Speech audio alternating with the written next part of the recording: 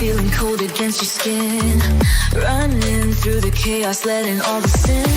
Temptation in a bottle, ready for the night. Craving for the thrill, it's time to ignite. Dark desires burning bright, echoes in the dead of night. No retreat, no looking back on this heart attack. Hey, ladies and gentlemen, good to be back. Good to be back online on this channel, Nights with Ping. Happy to be back to talk true crime with you all.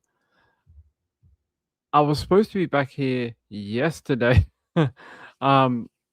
Yesterday I had a repairman out to look at my air conditioner, and then when I booked it, they were like, "Oh, this will only take like an hour." They're like, "Oh, this is a simple issue. We've seen it 100 times before. We'll be in and out in an hour, no problems." Ended up being 4.5 hours. And get this, to end it all, they didn't fix it.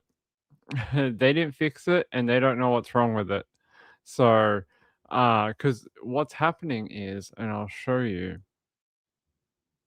Australia is like deep in their summertime at the moment, and it is about to get really hot in Melbourne. Here, look, tomorrow is 42 degrees, and then it's 29 on Thursday, but then it's 40 again on Friday. It is going to be a hot few days down here in Melbourne.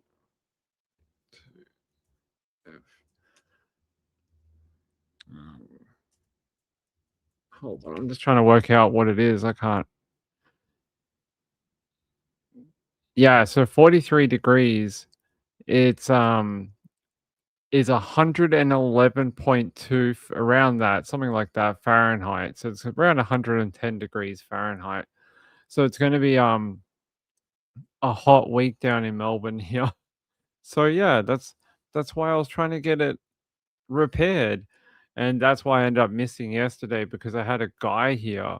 I had a dude here for like 4 hours pulling apart my air conditioner, trying to make it work, and it didn't work. They dismantled it, they cleaned it, they looked at it, and it not no worky. It no worky. So it's going to be fun for Ping over the next couple of days, having like 110 degrees with no air conditioner. That'll be interesting. I may be melting on tomorrow night's show. I may actually be melting. Good to see you guys. We got a story tonight. I think it'll be something we need to talk about anyway, and it's got some weird history. Weird history. That could be a YouTube channel, but it does.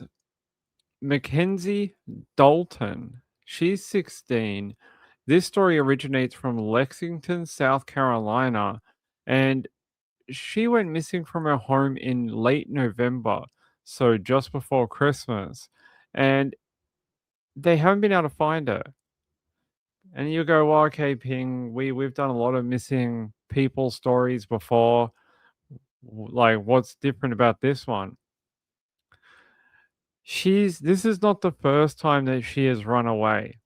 She has run away previously, and each time she has run away, it's been with a different guy. So one time she ran away with her boyfriend. She came home eventually. This time she's run away, and they think she's traveling with a guy. But one of the really strange things is that they found a vehicle, and it had her suitcase, which she took when she ran away from home. But inside the suitcase was no clothes, and they couldn't find her either. So they found the vehicle that she went missing with, and what was supposed to have her clothes inside of the suitcase. So it sounds like she's abandoned the vehicle and abandoned the suitcase, and now gone even more missing. So it's a bit of a strange, uh, very strange story, and we're going to talk about it. I'm going to bring up this if I can. Uh, I want to take you back to November. That's what I want to start at the beginning if I can. There was a video I wanted to play from when she originally went missing, but I don't think it's going to let me. I think they're racist against Australians. That's what I think. I think they're deliberately racist. Okay, we're gonna have to go to this one. WLTX News, and it's only a very quick one, unfortunately. Well, tonight, law enforcement agencies need your help trying to track down two missing teenagers believed to be in danger. Go ahead and take a look at your screen for more photographs here. First, 16-year-old Mackenzie Dalton from Lexington County. Please take a look. Deputies say she was last seen leaving her home in late November and believes she may be in danger after her car and suitcase they were found. If you have any information about Mackenzie Dalton, age 16, you are urged to call Crime Stoppers. That number, as always, is 1-888-CRIME-SC. Very basic, but just got to get the information out to the public. There was another one, if I can go to it. Let's go back. Yep, here we go.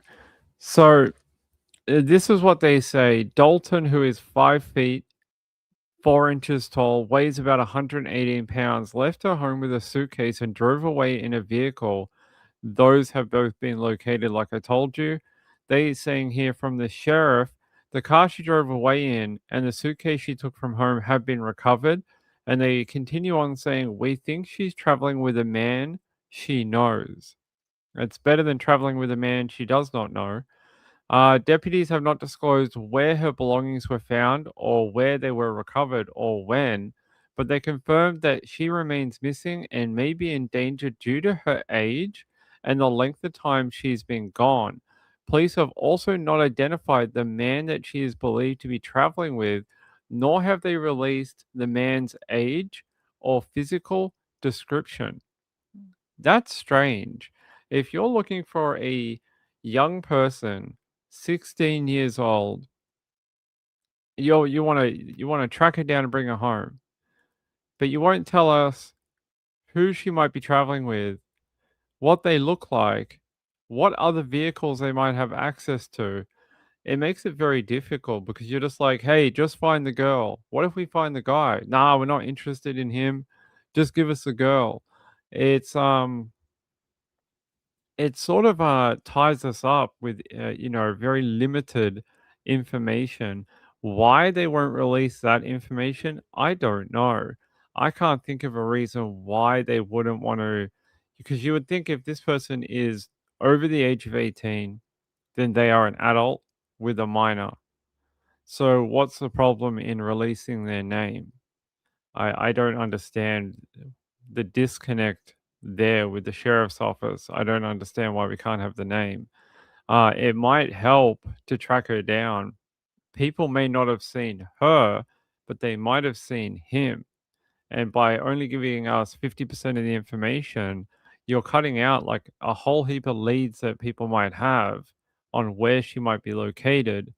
Because you got to think about it like this: she knows people are looking for her, right? She knows that there's news releases, there's shows on YouTube like this, all talking about her. She would probably not go into public as much because she might be spotted. But if we might know who the other person is, maybe we could spot them. So I don't really understand why they're so cagey around giving us this male that she might be traveling with. I don't know. Maybe they don't know, but it seems like they do. Um, there's a weird message too. I'll post this here. So this is from Facebook. Someone posted this here, and it has a little bit of the history for it. And this person's name is Chris. And they say, "Okay, y'all, I'm going trying helping out with a lot of questions people have on here. This is the second time since October that she has ran away. The first time she ran to her boyfriend's house, who stays at home with his parents. He's 17 years old. She lives with her mom and stepdad, and they don't get along. So she ran away again in November. Story broke out again in Story broke out again in December here in Colombia when she ran away with a different man who the police have no clue. The English here is not great, but the police have no clue something. They found her car in a parking lot with a suitcase but no clothes. The police have been to her boyfriend and parents' home 3 times since November, questioning them about her and her whereabouts. They don't know anything or who she's with. And they said, so before anyone says anything, this person says they know the family and that they understand what's going on with the situation. So she's a like repeat runaway because of the life at home.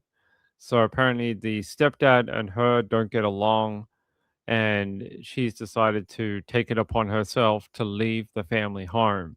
And as you can see, this is not the first time that she has run away.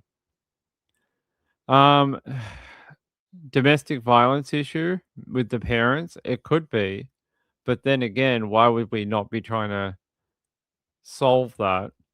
Let me go here. Yeah, so that was a little bit of like inside information. But yeah, that's it. They're saying here anyone in the Carolinas who may have seen Dalton or can provide information on her whereabouts is urged to share that information anonymously.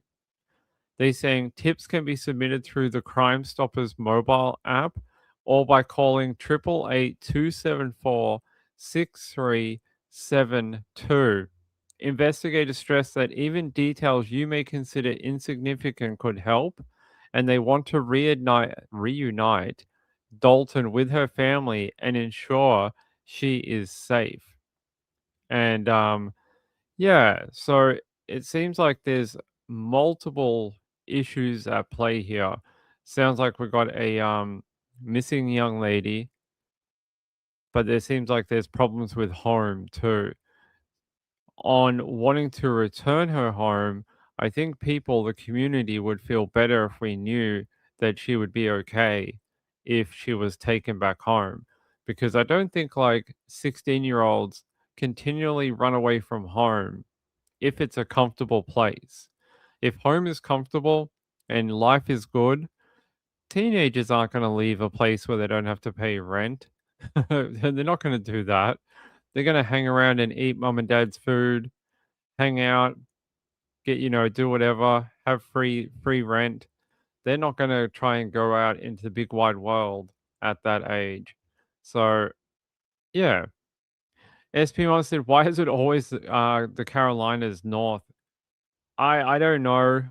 I don't know if it's North Carolina, South Carolina. We've done a billion stories out of. I think I've done more stories out of South Carolina than maybe even Florida. South Carolina's just had. I think I fill half my shows up with things that happened there. SP1 said she should live or find somebody else to live with. Haven here in Montana helps all women and domestic issues. It might be that her path out of this is not to actually go home, but is to get some sort of support, like some sort of plan in action where she's living somewhere safe, not on the road, hiding out with whoever this guy is. We don't even know who he is, so. Cold Case Girl, hey my friend, how are you? Seems like a few pieces missing with the story. Yeah, I agree. There's definitely something off, especially with the not wanting to name the other person. I don't get that. Um, there's another bit here. Hold on. Okay, so the sheriff's office has labeled her an endangered juvenile runaway, and that is sort of the label they're putting on her. I don't like that wording. I think in the world, we're trying to do away with the word runaway. I think that's something that's an active type thing with crime and true crime and authorities. We're trying to do away with the word runaway because not always is a runaway an actual runaway. There's sort of vast, spectrum of things that can happen there's people that run away and end up murdered. There's people that run away and return home. There's people who are classified as a runaway, but they're X, Y, and Z. And putting them as a runaway it tends to sort of saddle the story with a very certain type of image, and they're trying to stop that. So I don't know why in Carolina they still do it, but they're trying to stop that labeling. They're trying to change it to they're just missing. It doesn't matter what the circumstances are.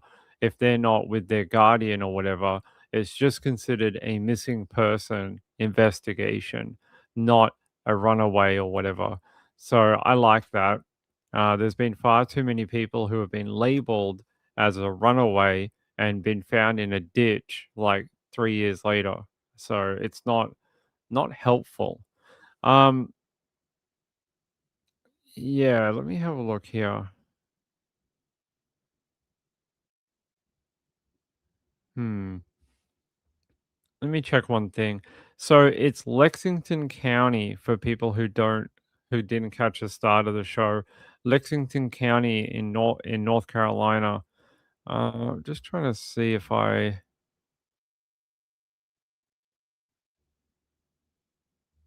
hold on. What's this? It looks like there might have been an update a few hours ago. Hold on.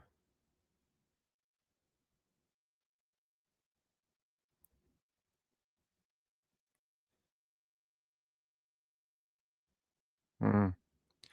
Okay. The person she is traveling with has been confirmed to be an adult male, not an underage male. So just clearing that up. Strange why I can't seem to get there was a press not a press conference, but authorities did a bit of a talk on her earlier today, but I can't access it. Let's see here. Anything extra here? No. All right. That's all I can give you. That's all we have on this one, but they are doing a big push to try and find out where she is. They haven't even told us where she might have gone. So I would suspect any any adjoining states to Carolina would be a target area, anywhere that you could get to pretty easily. So South Carolina, Tennessee, any of the other adjoining Kentucky, anything like that. Let's see here. Maybe even Virginia. Let's have a look. Yeah, it seems like that's all I can give you right now. But they're saying an unidentified man. Hopefully that changes and we get a better description of who the male might be. Hey, good to see you guys. What's up? It must be really hard letting a step parent tell you what to do. I don't know. I think it depends on the relationship and how that relationship is brought about and at what age. It really does depend. If you got a stepfather at like 14, that's a harder relationship for a teenager.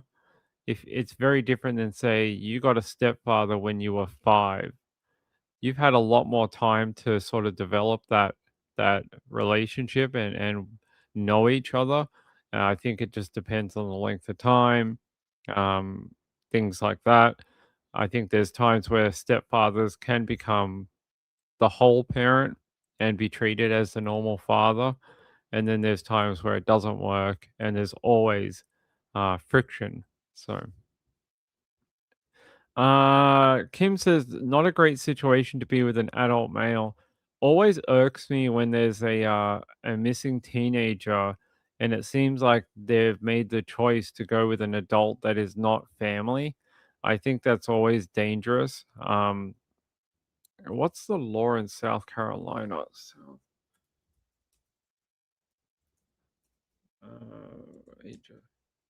Age of consent. Okay, well, they do have the age of consent, and she is at the age of consent. That means the adult most likely would not be charged with a crime.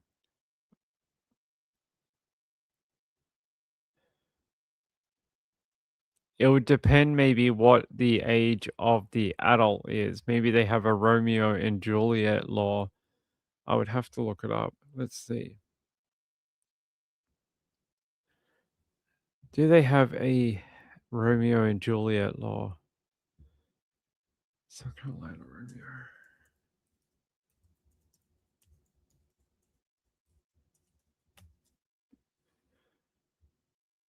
Okay. So South Carolina, oh, it's not South Carolina, it's North Carolina. Ping. Shut up.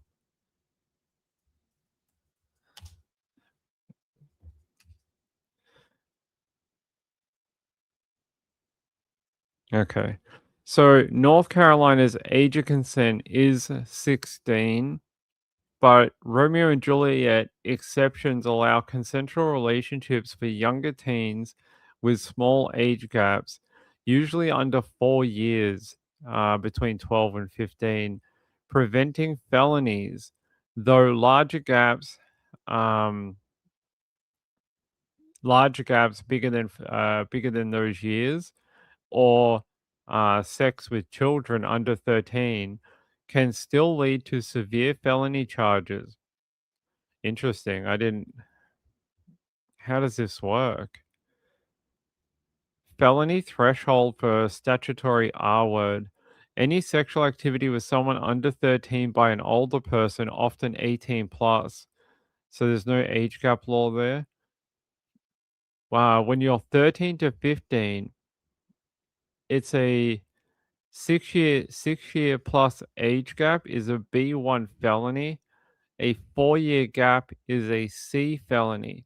So you can do that with a 13 to 15-year-old, but you're probably going to get handed a felony ranging anywhere from a C grade felony to a B grade felony. And if you do it to someone who is 13 and under, you're looking at a B1 felony for first degree.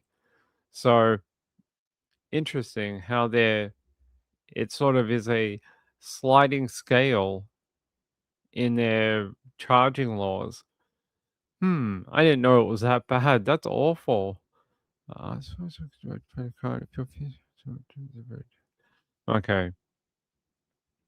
Yeah, so it basically means if you're 15 and you are having a sexual relationship with a 19-year-old, it's legal. It is legal. You could probably get away with it. I don't think they would charge you. But if the other person is 21, they could get very harsh felonies. That's crazy. I mean, I get it. I thought it was more to protect people like teenagers so that say you were 14 and you were dating a, I don't know, 16-year-old or something, or if you were, like 15 and dating a 17-year-old, something like that. I didn't think it would be like 19 and 15 or 14 or something. That's crazy. I didn't realize it was that bad. Hey, Nanalana, see you later, my friend. Hey, Susan, how are you? SP1 said, I have friends who often ran away. It was always DV, not always physical. Yeah, well, there's a lot of spectrum of what is DV. All right. So that's it. That's all I'm going to bring you on this one. And that's the show tonight. I'll see you later. No, we got more to talk about. It's okay. But that's it for that one. I wanted to have it as our main story because I think we could try and find her. There's a story we spoke about a couple of weeks ago over Christmas, and it was about a little boy called Andula. Do you guys remember this? A 13-year-old Kansas boy? Well, we got some information from the autopsy today from the coroner. So this is a story we had followed, and if you don't remember what it is, this little boy, 13 years old, was riding his bike, and then he had gone to feed a family friend's pet while they were away for the holidays, and he disappeared. They now believe he was attacked by a bunch of animals, dogs, and he was killed. Then the person who owned those dogs found out that he was dead, put him in the back of a vehicle, dumped him over state lines, and left him there. So really, really awful case, and we got a bit more information today. So I want to run you through it. Here, if we can get this up on the screen for you. Okay.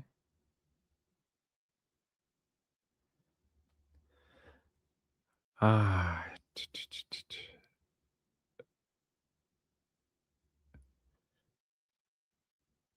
All right. I'm not going to do that. I'll tell you about it in a second. I'll take you to this one, and we're going to talk about it. Hold on.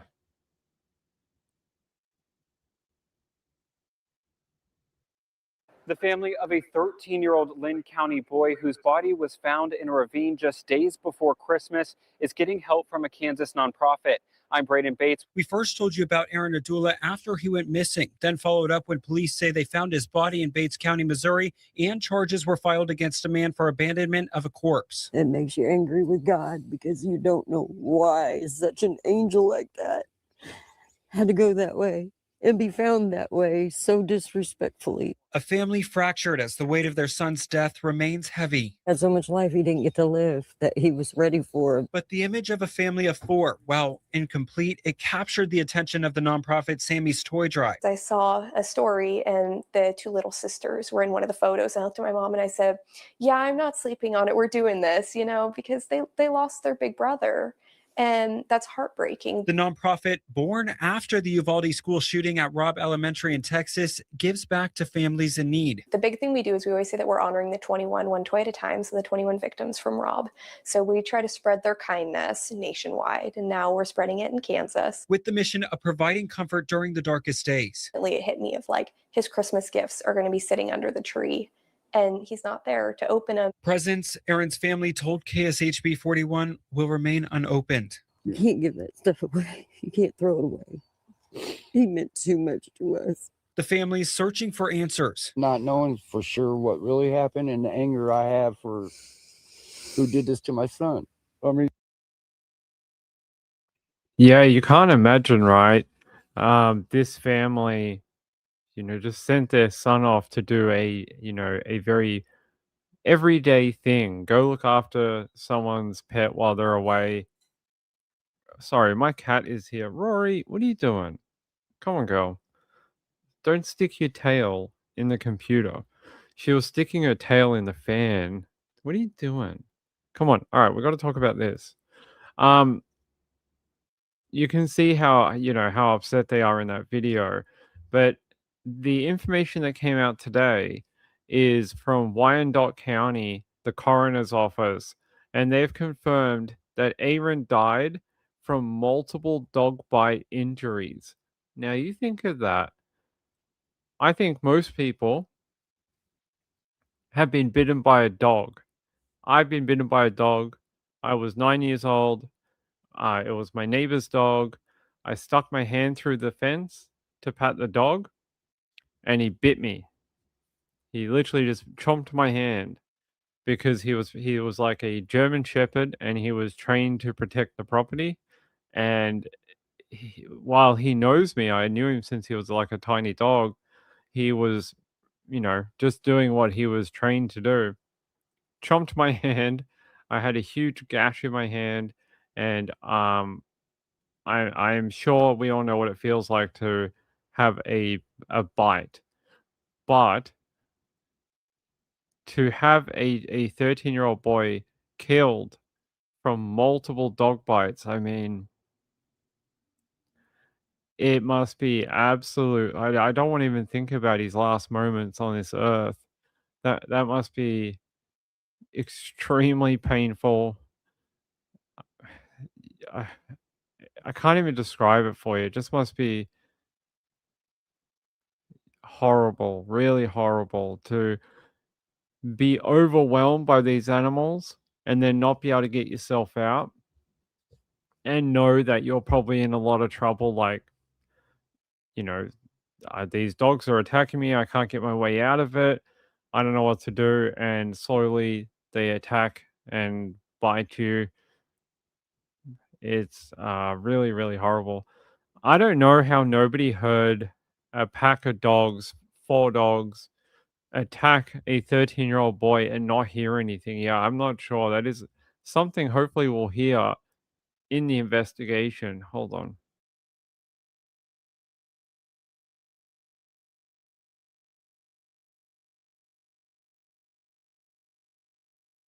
All right, there we go. Kathy said, I've been bitten by my cat. My cats have bit me, but I can tell you a cat bite, while painful, is nothing like a dog bite. Dogs have bigger mouths, bigger teeth, and they hurt a lot more. Cats hurt too, but not the same. Gail said, my neighbor's Doberman bit my butt, like in a cartoon, only because I didn't stop to say hi. He's a very formal dog. You have to pay your respect every time you go past. He jumped their fence and ran after me. Sounds like something out of a cartoon. Yeah, you would think he would have been screaming for help. You would have to just think that's a normal reaction. The thing that gets me is like how I know they say there's more charges coming for the defendant. His name is Damon Leonard. He's 47 of Lynn County. And I know they're saying there's more charges coming. He got done with interference of law enforcement, criminal desecration, having a vicious dog at large. They all just don't seem like enough because none of these are ever going to be a murder charge, right? And you have to look at it and go, if I own an animal and it kills someone, how is that any different from having a handgun or something and shooting someone or owning a car and running someone over with it? I mean, I know they're done by the human, the decision, but they're still your property, like the animals are. I I feel like our laws need to be adjusted that if your animal ends up killing someone, then you have to take responsibility for it, right? You know how your animals are. If you know they're vicious, then you know they're vicious, and it's up to you to deal with that. You know, build taller fences, have them in kennels, that type of thing. It's your problem. I just Yeah, I don't know. Yeah, they do, but at the same time, the dogs don't drive around with a driver's license, and you're like, "Hey, there's that dog I see down the street." Doesn't work that way. Dogs have owners, right? That's what they have. They have someone who either bought that animal or got it from the RSPCA or got it from a breeder, and they have an owner. There should be more here for the owner. Um, I don't think so. I have a really bad feeling that they can't. Yeah, otherwise I think he would have already been charged. They're saying here the only ones he's getting is the one in the other county in Missouri for dumping the body there. And then the other ones, yeah, will just be interference of law enforcement, criminal desecration, and having a vicious dog at large. And then the other one is I don't know how this particular charge works, but one count of criminal desecration for allegedly obtaining unauthorized control of a body. I don't know how. What is that? Let's have a look. One count. It just basically means that you don't have, he shouldn't have touched the body. One count of some. Yeah, that's the charge for that is because he moved the body. It's basically because he took it across state lines into Missouri. So that's what that is, because he touched it. So he's still in jail in Bates County on $100,000 cash only bond, and that is due to the abandonment of a corpse charge. That's because he dumped the body. So they've got him for dumping the body, they've got him for moving the body, they've got him for having a vicious dog, but they haven't got him on anything that is related to the actual death of the child. So we're going to have to wait and see what they do with that. But yeah, multiple dog bites. That's what they're saying. The poor kid died from multiple dog bites. Here, I'll take you out to here to KMBC. I got a photo of him here too, Damon Leonard. News out of Lynn County. Police have released the cause of death for 13-year-old Aaron Ndula, whose body was found last month on the Missouri side after being reported missing in Kansas. KCK police detectives who took over the investigation say he died from multiple dog bite injuries. Damon Leonard has been charged with abandoning his body, interfering with law enforcement, and criminal desecration. KCK police say they're still investigating. Leonard is being held in the Bates County Jail. There you go. You got a photo of him too. That's him up on the screen. And there's the charges that I was talking about before. So hold on, guys. Rory, what's wrong? Guys, hold on a sec.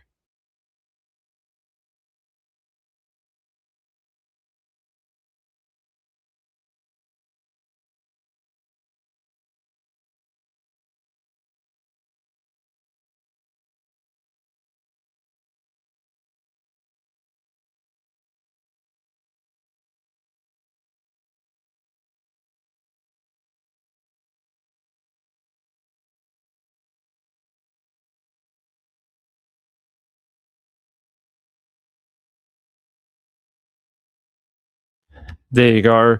They wanted their greenies. You know,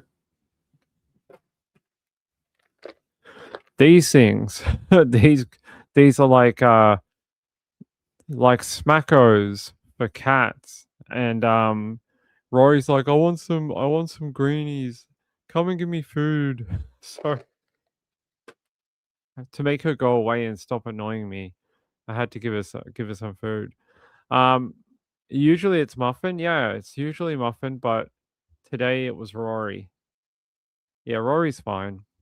She's doing well. Gayla said, I wish people with dogs would all need to have them trained properly or face charges. I can see problems with that.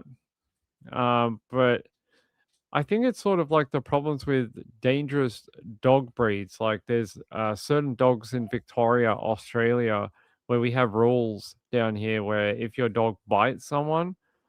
So that's the thing. Hold on, let me. Victoria.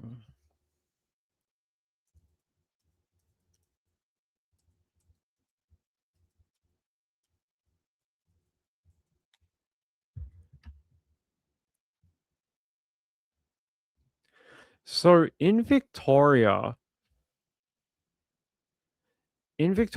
you can be held responsible for your dog if it kills someone.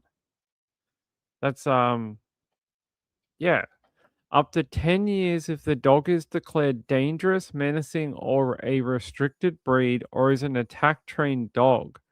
So it says here, if your dog kills someone in Victoria, you face severe penalties, including potential jail time, up to 10 years for owners of declared dangerous, menacing, restricted breeds, and significant fines, as you're held criminally responsible under the laws like the Crimes Act of 1958.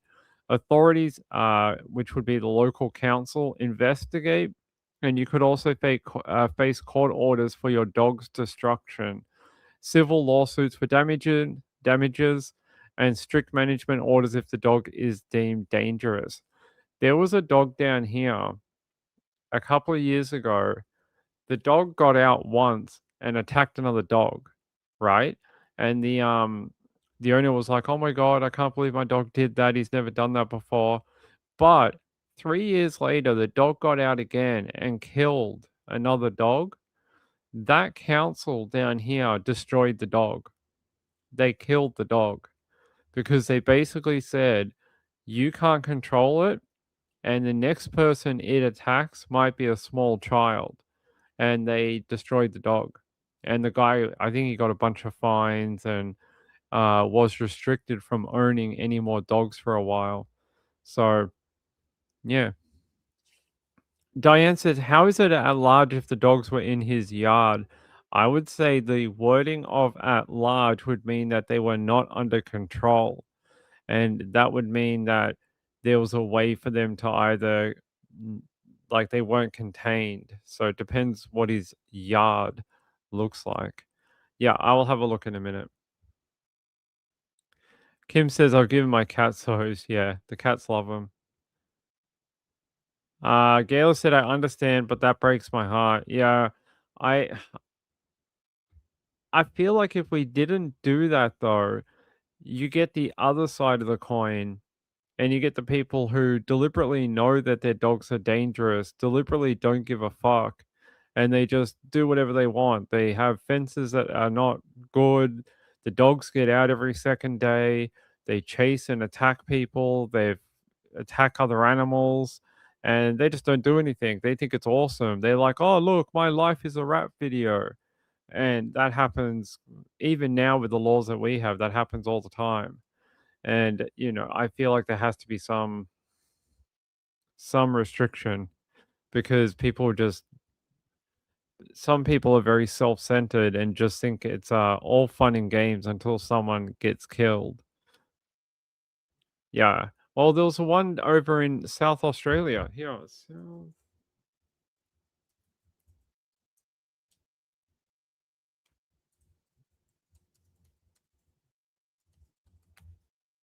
guys remember the video, the story I brought you from Whyalla in South Australia where the woman was killed by her own dog? It was only about a month ago. She was attacked by her own dog when the dog attacked her less than a year beforehand and almost tore off her arm. That's not me exaggerating. It almost tore off her arm, and she had to go to hospital for like a month and a half to get surgery. And eventually, the owner was the male in the relationship and the woman. They take equal responsibility, but they were warned.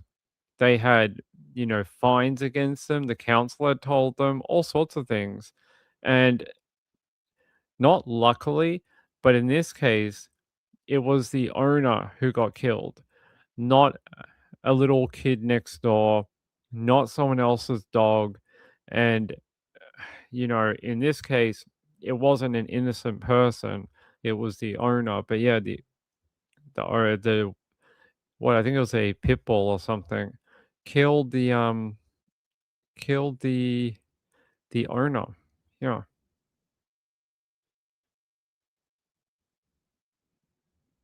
A woman mauled to death by her own dog at Whyalla was a local, known for her love of animals. Neighbours today told 9 News of their shock, but also revealed the pet had attacked before. This is Christine Coulis with the bulldog Staffy Cross that took her life.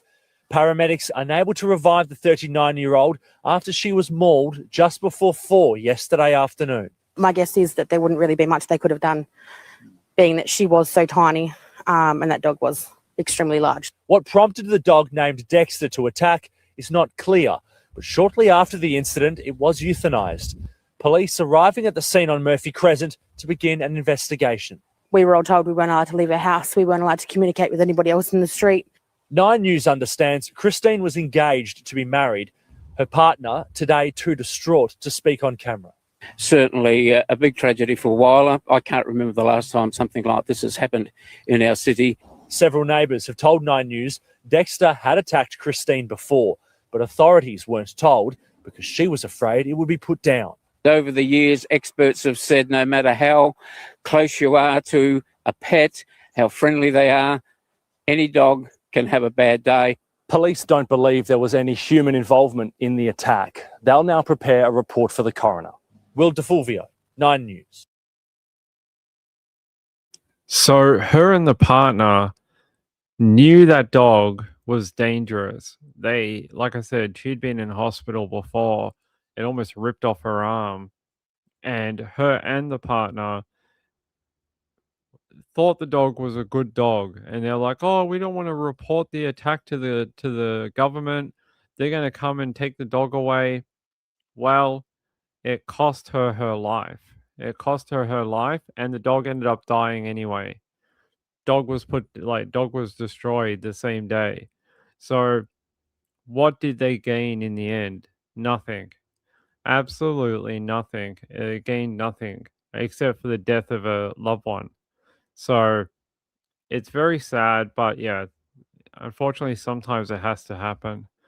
Kathy said, "No, I don't mean, I don't mean she had to be killed. I mean that sometimes these laws have to happen because this type of thing happens. Unfortunately." Um, Kathy said, "My dogs won't eat the greenies. Oh, the dog ones. I don't have a dog. I don't know how to answer that. Okay, but yeah, so that's the flip side of the coin, where the victim is actually the owner of the dog. Very sad case. It is very sad. That girl didn't need to die, and in this particular case with the young boy, he wasn't doing anything wrong. Had no relation to the animals. Nothing like that. Okay, guys. Yes. Hold on a sec.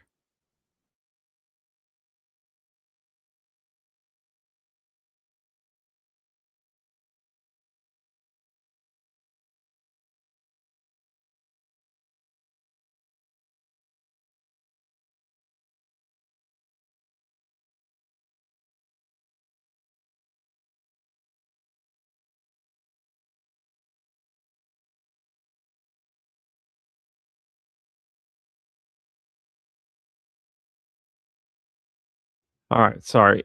Muffin just bolted out of the room, and I was like, where's he going?" Kathy says they will, however, eat their own poop. It's a strange comment to put up.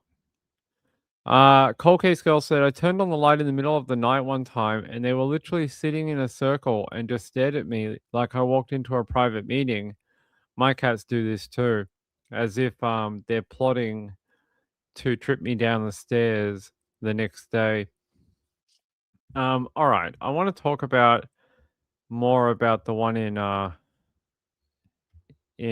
Kansas, because I don't know what this guy could get. Let's see.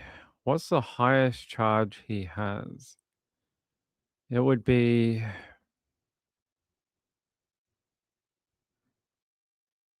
that doesn't have it. Maybe it would be the criminal desecration. Oh, let's have a look. Criminal.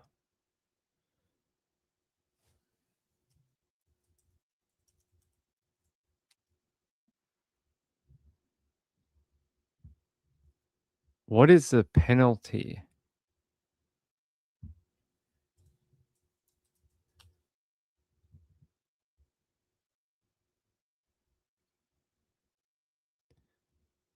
Uh,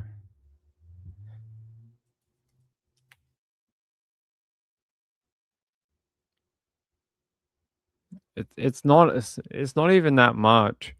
For the desecration charge, it's considered a class A misdemeanor.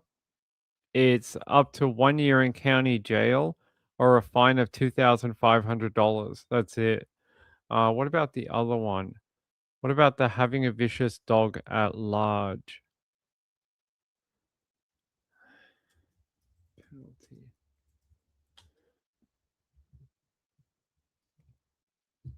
This one's a little more. This one's a little more serious. Fines of between $5,000 to $10,000 and a felony conviction, 1 to 5 years in prison, but that's only for repeat offenders.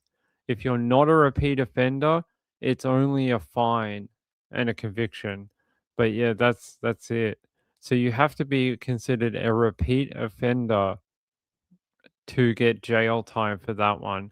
And one of the early charges or one of the early punishments is seizure of the dog. So that can happen. Um, yeah, it just says basically you have to have done it a couple of times to get any sort of jail time, which is pretty crap. Hey, Robina, how are you? Kathy said, I think sometimes cats have to bite even if they love you. Yeah, my cat bites me all the time. Okay. All right. All right. Let's keep going. Yeah, so that's very sad. Aaron and Dula, I'm hoping we'll get to court on this one very, very quickly. Give me 1 second, I'll load this. Yeah. Investigators are working to determine how a 13-year-old boy died yesterday morning. Someone reported Aaron Andula missing on Sunday. Searchers quickly began looking for him. Today, deputies arrested his neighbor on a charge of abandonment of a corpse. KCTV5's Morgan Rydell joins us live in the Holiday Lakes community in Lynn County. Morgan, what did you learn? Well, we spoke with that little boy's family just a few moments ago, and you'll hear their heartbreaking reaction here soon. But court documents say police arrested 47-year-old Damon Leonard yesterday. He told officers he knew where Aaron was. According to those court documents, Leonard led detectives across the state line from here into Missouri. They found the boy's body in rural Bates County. Leonard lives just down the street from Aaron's home. I spoke with Aaron's parents today about their loss. He was an older brother to 2 sisters. The holidays now bring heartbreak for this family. Crazy. He's never coming home. It's Christmas time. He was such a good boy. He never once got in trouble. He wasn't the rough boy. He was I called him Mama's little princess because that is exactly what he was. He didn't go far. He never left without us knowing where. And he was so super smarter than we ever thought he would be. Just heartbreaking for those parents. I mean, where do you go from here? They're never going to really get any justice for their kid. They're really not. I don't think you could even. I think if there was going to be a manslaughter charge, they would have already done it because it's been a month or so. And when you see things like interference of law enforcement, criminal desecration, having a vicious dog at large, and then one count of what's the other one he has? He's got the other one for taking the body across state lines. Fine, but this is not going to put him in jail for 15 years, 20 years, 30 years. This guy's going to maybe see a year or two of jail time in totality. He's going to be out of jail within 18 months, most likely, and he'll be back living down the road from this family, even though their son is gone. And I know you can go, well, Ping, how can you blame the dog? And it's like, yeah, I know, but is it okay that the kid died? And then you can go, well, what if a bear came and a bear killed the boy? And you go, yeah, okay, but the bears don't have an owner and they're not a domesticated pet. So it's not the same apples to apples as a dog. So it's just sad all the way around. I don't know how that family ever moves on. I would be surprised if they continue living there because it happens so close to the home. I would be surprised if they don't move or something.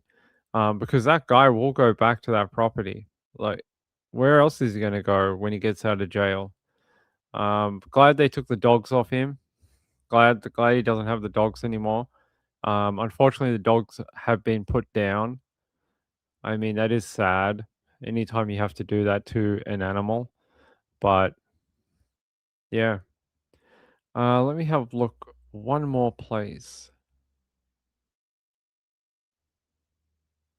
So Damon Leonard's next court appearance is January 15.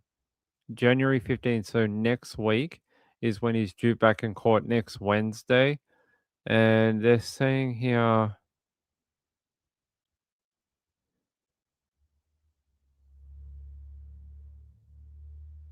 okay.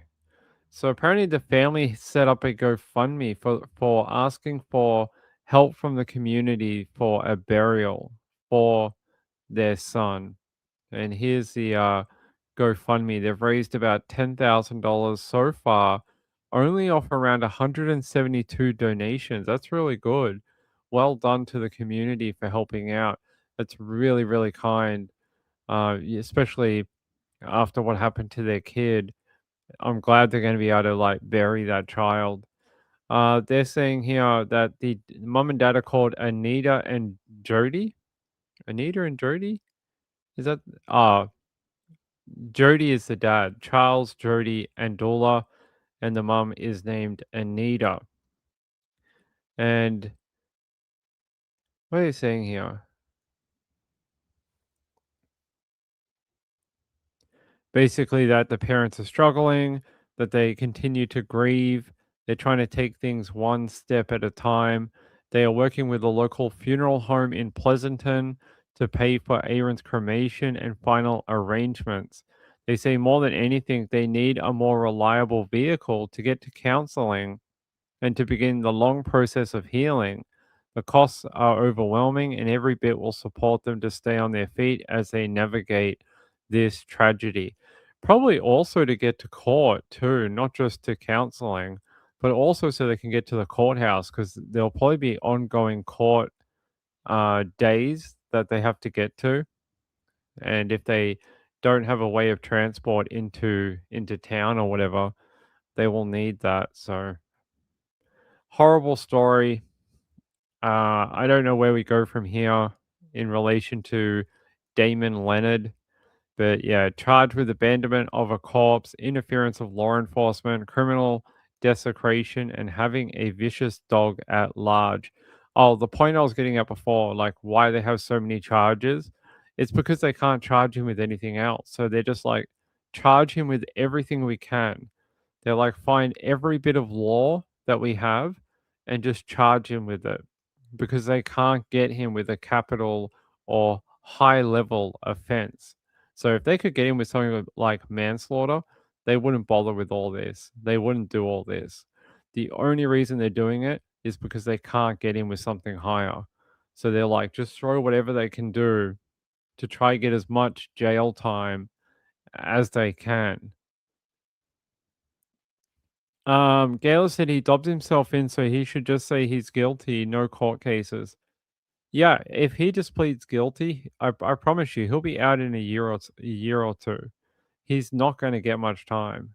None of these charges carry very much jail time at all. Let me see.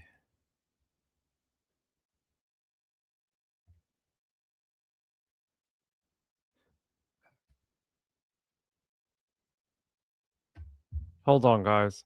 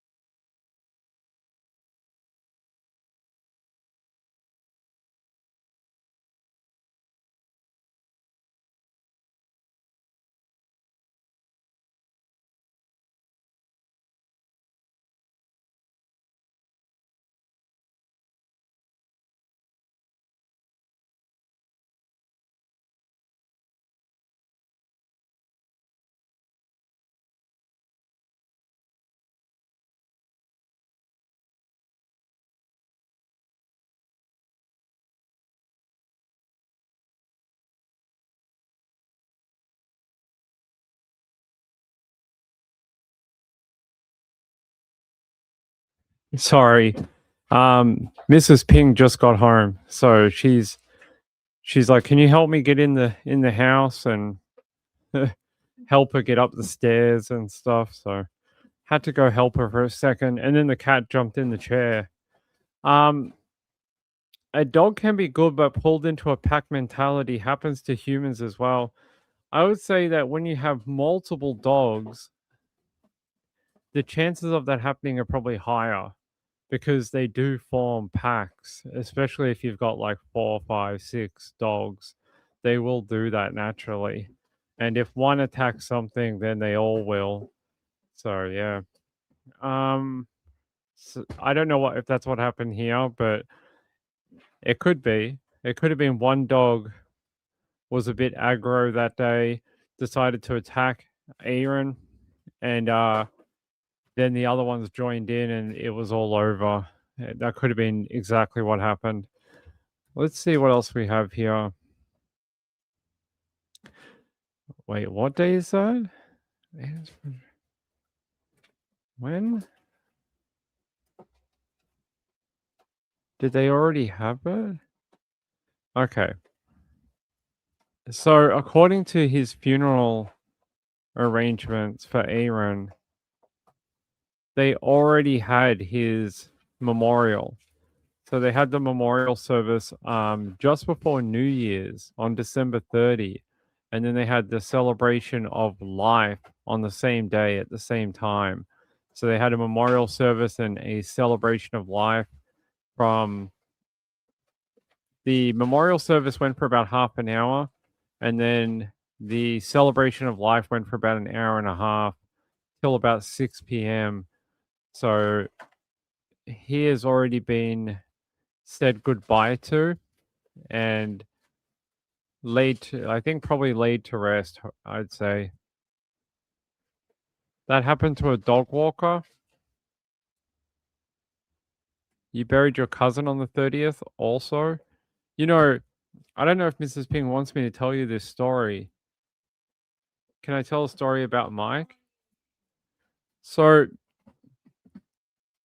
Mrs. Ping was at work yesterday, and they were like, "Oh, we got an email from another department." And this other department said somebody walked in and said, "Oh, this person that works here died." That's the easiest way to explain it without giving more details. That this person that works there died. Over the holidays, they S-worded, and that they're gone. And the whole department was like, "Wait, what? What's going on?" And they're like, no one's told us this information. No one said anything like that to us. And they're like, "No, that person's supposed to be here like next week." And 24 hours later, she got in this morning and went to work, and they were able to confirm that it did happen. And this particular worker is dead, and unfortunately, is gone. So, yeah. So unfortunately, it is very sad. Are you going to do anything for him, or? No, I think so. He didn't have very many friends. That's what I was thinking. Yeah. Well, you go. Something of, some sort. Because you don't know if he's having a funeral, right? We don't know. It's not much information, and the fact it just doesn't. You just never thought that it would happen. He didn't seem like he had a lot going on, but he seemed to be coping with it. That's what it seemed like. It's very I think a lot of us are just taken back by it. Just can't believe that actually happened. Yeah. Very sad. Yeah. So, this particular guy didn't have any. He has family, but one of his family members, I don't want to give out too many details. I'll just say one of his family members is incapacitated and can't help or do much. And the rest of the family, I believe he's sort of estranged from. so he doesn't really have any family or he has friends, but I don't even know if they know. But not a lot of family or friends. So that's why I was asking her, like, is her workplace going to do something for him, or go to the funeral or something? But she's saying that they don't know and they haven't been told if there even is a funeral for him. So, yeah, very sad. A sad way to start the week for Mrs. Ping. Unfortunately, this is a guy like how long's Mike been going in there for? Like years, right? Like 20, yeah, like a long time. Like he'd been at that work for maybe 10, 15 years. A long, long time. Everyone knew him. Like I know him, and only because of the stories that she told about him. And I was like, yeah, I know that guy. Like, because he's always there and stuff. And yeah, yeah, it's really sad. It's really, really sad. So that's a rough way to start the week, unfortunately. Um, Cold Case Girl said, my brother died suddenly last Feb. When it's your time, there is nothing you can do. Well, think in this particular case, he chose his time. Do you think Aaron's name is pronounced the same as Aaron or Aaron? I think they said it was Aaron or Aaron or Aaron. Now you're confusing me. Hold on. News out of Lynn County. Police have released the cause of death for 13-year-old Aaron Ndula, whose body was... Aaron? That's a weird way to say Aaron with an I in there. It breaks my understanding of the English language, because it makes me want to say with the I there. Unless the I is silent, then you say Aaron. But then why spell your kid's name like that? Well, you're setting him up for a lifetime of people mispronouncing his name. You're like, people out there, if you have children, think of your children and how others might pronounce their name. Don't add silent letters to their name. Yeah, I'm sorry to hear that, Cold Case Girl. It's it's horrible. No one wants that in their family, and even when it does happen, it's very hard to deal with. They just wanted to write it differently. So it's not Aaron. Yeah, like Aaron Rodgers. Aaron? Aaron. Aaron? Okay. Aaron. I have to get my American accent better. All right. So there we go. Family did get a lot of donations. That's really cool. You know what always frustrates me with these GoFundMes though? You'll get like really dumb ones where there's like people who are like, "Oh, a giant bear attacked my car and now I need to buy a Porsche." And they're like, all right, I need $80,000. And people will give $80,000. You get something like this where this young 13-year-old boy is killed through no fault of his own. And because they're a little rednecky, because they're a little banjo-y, people don't really give to it. $10,000. I've seen ones, if this was some blue-eyed, blonde-haired little girl from California, I guarantee this thing would be over $100,000 already. Guarantee it. But because these people live in Kansas, and like I said, they're a little banjo-y, a little rednecky, they only get 10 grand. It's not fair, and I understand that people can donate how they want to, but his parents are just as deserving as some little girl from California. And yeah, and I feel like oftentimes when I read these stories and we have a GoFundMe in it, a lot of the times, depending on where they're from, is depending on how much money they get. If you are from Carolina, Louisiana, I don't know, Tennessee, Kentucky, anywhere like that, Oklahoma, you don't get a lot. If you're from New York, Florida, Texas, Arizona, California, stuff like that, you get heaps. Like it'll be like 80 grand, 100 grand, 150,000. But if you're in one of these like middle states of America, it's like it's not you don't get very much. So it's I'm very, very thankful to the people who did donate from the town, including like look at this lady, Linda Bador, $500. That's a hell of a donation. Good work, Linda. But yeah, it's just something I've noticed in true crime over the years. Something I've noticed from doing hundreds of these stories. Gayla said, I think if people hadn't seen his family, people would have just seen that picture and donated. Right. That's what I think too.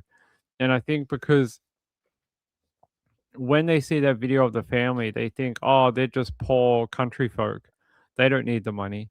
And it's like, well, why don't they need the money?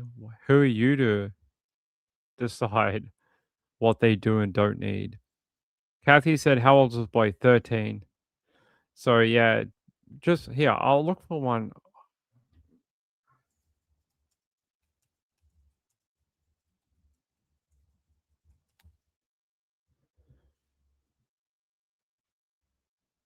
All right, there we go. This one right here, $106,000. And this one is on December 2nd, 2025. Our hearts were shattered when Ivana and her beautiful baby girl Liliana were tragically killed on Highway 87 in an accident involving a Tesla. Losing them has destroyed our family. And they go on and say some other stuff. And this is from California. $100,000.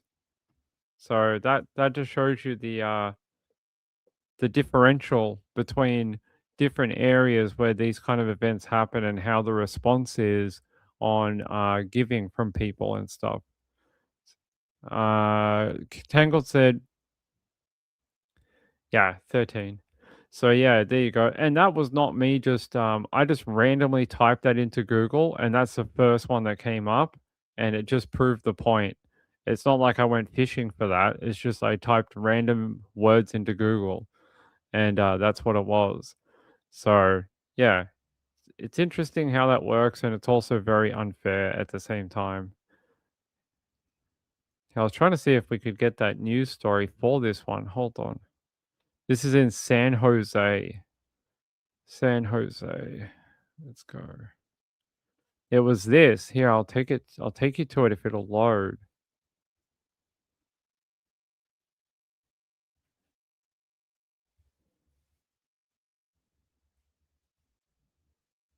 Child and adult are dead after a fiery four-car crash on northbound Highway 87 in San Jose.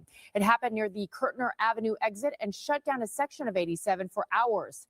Tonight, we've obtained video showing the moment it all happened. NBC Bay Area's Marianne Favreau joins us live near the crash site along Highway 87. And Marianne, we could see the freeway is open, but what a tragic day today. It certainly is, Janelle. This section of Highway 87 opened up just over an hour ago, and you can see that traffic is moving smoothly. Now, if you look down here at the charred concrete, that is where this tragic accident happened. CHP officers are investigating, but they tell us they don't believe that alcohol or drugs played a role. We're about to show you the actual video of the crash, but we must warn you that some of you may find it difficult to watch. This video, taken by a rear-facing dash cam driving on Highway 87, shows the moment a vehicle appears to slam into a concrete retaining wall and bursts into flames, the beginning of a four-car crash. After the initial crash, 3 of the vehicles that were involved caught fire. There were 2 passengers in one of the vehicles, a Lexus, that was involved that suffered fatal injuries. We can confirm that was an adult and a juvenile. The CHP says the driver of the Lexus and the driver of one of 2 Teslas involved in the crash were taken to a hospital. The accident happened just before 11 and shut down a section of the highway near Kirtner Avenue for more than 4 hours. There's no indication at this time that drugs or alcohol, any type of impairment, played a role in the crash. The CHP says the driver of a Toyota Sienna, the fourth car involved, cooperated with officers at the scene and was able to drive off. 3 fire engines responded, and crews say they needed to take extra safety steps because 2 electric vehicles were involved. The crews did use full precautions, ton of water. That's why we sent a fairly large dispatch. Now CHP investigators are trying to determine what led up to the deadly crash. No word yet tonight on the names or ages of those 2 victims. And we do want to point out that light rail runs right next to Highway 87, and law enforcement requested that VTA temporarily stop service in this area. So there you go. That was the story from that GoFundMe for these 2 that they died. They must have been in a Tesla because they said the driver of the third car, which was not a Tesla, drove away from the scene. So these 2 must have been inside one of the 2 Teslas that were destroyed. It's crazy when you see that video that they're playing, that rear dash cam. It's frightening how fast it went up. Like you see them hit that wall, and it's just a blaze of red flames. That real, you can tell it's like a battery fire because it's got that orange color to it. That real bright orange, and that's normally from whatever they call them. Their batteries that they're like this, you know. These type of batteries. These burn like a real hot orange color. And inside a Tesla, I don't know if they still do it anymore, but they used to be packed with thousands of these. These are, this is a 21700, but they used to pack them with a 18650 battery and just thousands of them in giant cases. And these are what are very dangerous if they go off. These, when they burn, they just don't stop burning. You can pour water on it, you can put sand on them. They're very hard to control once they ignite. So yeah, horrible for that family. And I'm not saying they're not deserving either. They are. I'm just showed you the disparity between the 2. You know, just what happens unfortunately in our world. But yeah, this one here.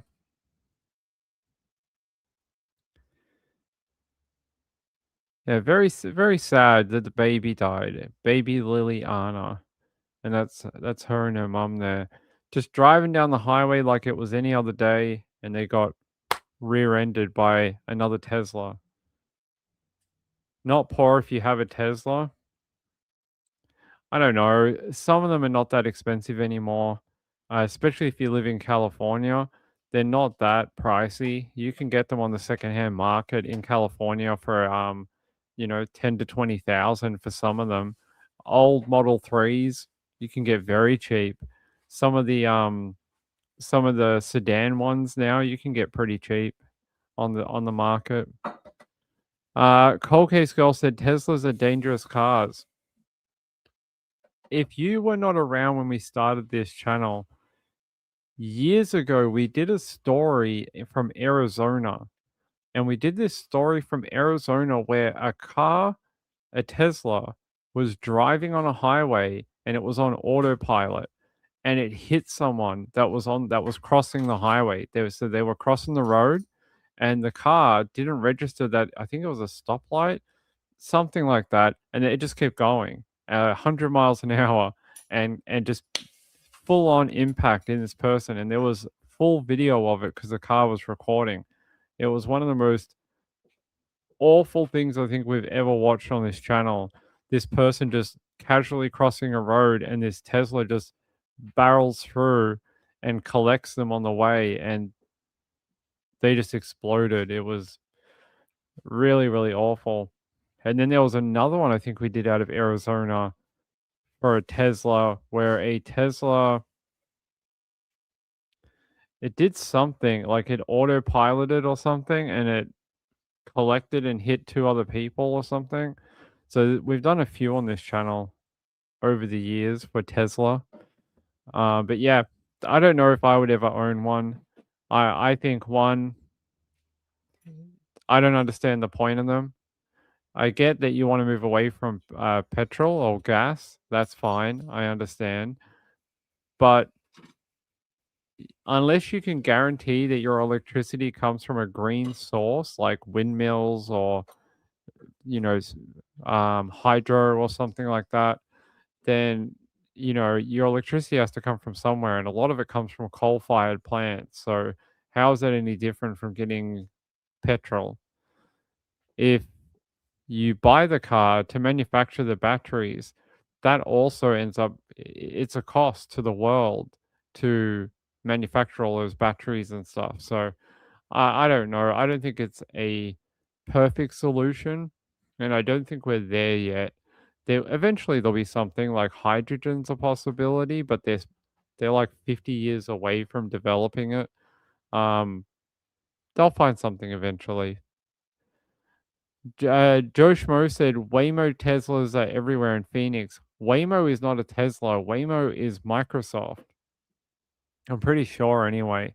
No, Waymo is Google. And Waymo is currently operating in San Francisco. They have a whole heap of them that operate in San Francisco, and they drive everywhere. I don't know about Texas or Phoenix or whatever, but if you go to San Francisco, they're everywhere. They are like a driverless taxi. So you hop in and you tell it where you want to go, and it takes you there, but there's no driver. So yeah, it's pretty cool. Yeah, no, they're owned by Google.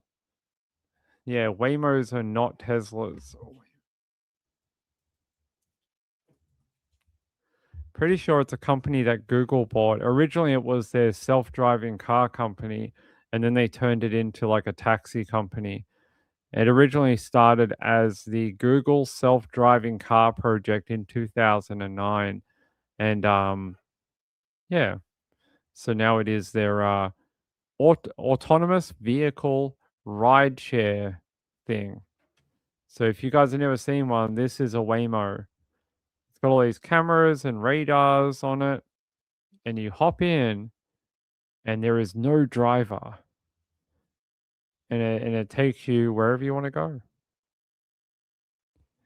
So yeah, if you're ever in San Francisco, you can get one. You can hail one. So I didn't know they were in Arizona. we old man in one. They are testing in San Antonio. Just saw the news last week. Okay. That's pretty cool. Kathy said, I will never get in a driverless car. There's a guy that does reporting for 49ers called David Lombardi, and he often goes in the Waymo and goes to the training facility and stuff for the 49ers. That's the only reason I know what they are, is because he often films while he's in the Waymo, and he's talked about what they are. So that's the only reason I know what it is. Yeah, so they're pretty cool. They're pretty cool, but yeah, not a Tesla. Not a Tesla. All right. All right, let me check my. What else do we have? What other updates do I have for you? Hmm.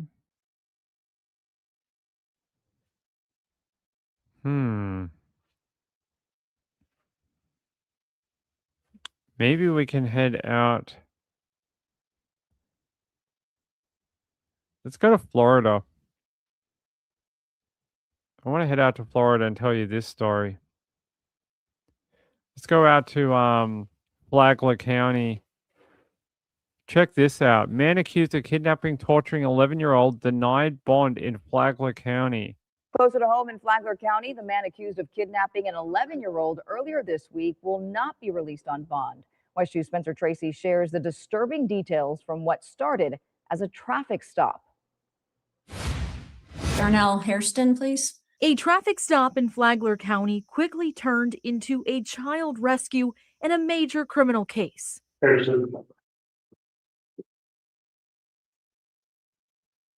Stand up. Come up here, please. Darnell Harrison appeared before a judge who denied him bond Sunday morning. He's accused of kidnapping an 11-year-old boy who had been missing for 3 days. Again, probable cause was previously determined by the court. As argued by the state, the kidnapping charge and the robbery charge are both crimes that are punishable by life in prison, so there is not the same entitlement to bond, and you'll be held without bond on those 2 counts, sir. Deputies say the case began December 31st when they stopped a white Ford truck in Bunnell after report of suspicious activity. Inside was Hairston and 2 juveniles. The 11-year-old told deputies he had been kidnapped and feared for his life. Investigators say the child was lured to a campsite in the woods, choked unconscious, then threatened with a knife and a gun, then tied up and gagged with duct tape. Told us that he thought they were going to kill him. Deputies say the child was forced to hide on the floorboard of the truck while traveling. Also in the truck, a 15-year-old boy who is now facing charges after deputies say he drove off in Harrison's vehicle, rammed a patrol car, and crashed. The sheriff's office says the 2 juveniles were in a Snapchat group chat where the 11-year-old warned that Harrison was a sexual predator. Sheriff Rick Staley says that may have led to a plan to lure and kidnap the child. See something, say something. A caller that knew his background as a sex offender with 2 children in his pickup truck and called us.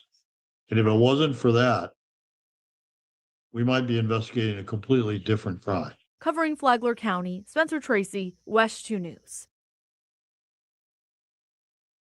Isn't that crazy about how they figured out about that crime? I think that's amazing. So they're saying here, someone that was familiar with Darnell Hairston contacted police after spotting two children in his truck. Deputies then pulled over Darnell on US Highway 1, and that's when you saw that video. How crazy after the 15-year-old took the vehicle and then they tapped it off the road and it basically all went haywire. That's crazy to me. Here, I'm going to take you out and watch another one, but thank God for that person that called in. You know, if it wasn't for them, like that officer said, we may be reading about a homicide, maybe a double homicide. Here, I'll take you out to another station. Give me a sec. And developing tonight, major new details in a case that's gaining national attention. A local 11-year-old kidnapped and tortured, then this chase across Flagler County with the boy hidden in the back of this truck. Now that chase ended with a registered sex offender and a 15-year-old behind bars. I'm Carl Willis. Channel 9 had the story first, and we worked all night to get you new details. We broke the news at 5 about the new charges that Darnell Hairston is now facing. At 10, we detailed the disturbing accusations against the 15-year-old who is now accused of luring the 11-year-old there. Now, new at 11 in the last hour, Channel 9's Ashlyn Webb spoke to the sheriff, who says that Hairston was planning to kill the victim because the child knew about another crime. My detectives, and from what I have been briefed on this case, I think we all believed he was going to die that night. And our victim felt that way also. Within hours, that child was probably going to be killed. That is one of those strange moments where someone had a gut feeling after knowing Darnell and decided, wait, there shouldn't be children with this guy because I know what he's done in the past, and called it in. Definitely saved that kid's life. But you know what? Go back to this. What's with the smirk on the 15-year-old's face? This 15-year-old, what's with the smirk on his face? You're in jail, buddy. Why are you smirking at the camera? I hate when people do that in mugshots. It makes you just want to like raise your hand and be like, smack that smug face off. It's like, why are you smirking at the camera? You almost killed yourself after you took off with a truck. after being with this guy and luring another child to almost their death. I don't know if that's anything to smirk about, even at 15. Gayla said, sounds like he groomed the 15-year-old to be just like him. Definitely, definitely.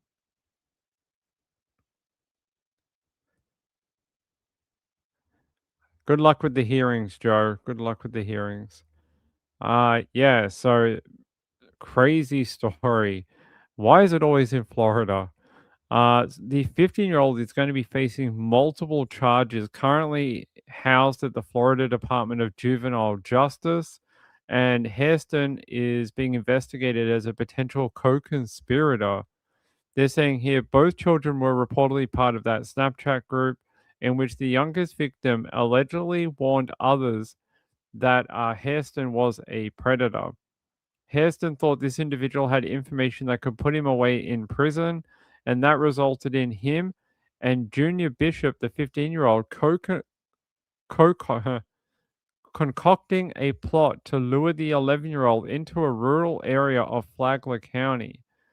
Hairston is now facing additional charges that include kidnapping of a child under 13, aggravated CA, battery by strangulation, and robbery with a deadly weapon. How this guy was ever on the street, that's what you have to ask. The fact that this guy has a history with children, how is this dude just wandering around doing it all over again? That's basically it. He's basically living out his past offending again. Let's see. What is this?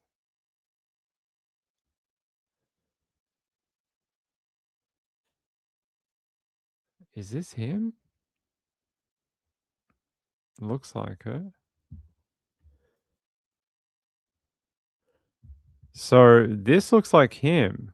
This is on the Florida Department of Law Enforcement website. And there you go. You see his designation, sexual offender, Darnell Wayne Hairston, status in confinement. That's good. I like that. Born 15th of the 3rd, 1965. And there's his photo. Let's put that up here. That looks like it was taken at a different time. This looks like maybe when he was in custody at a previous time. That does not look like him from the video they showed.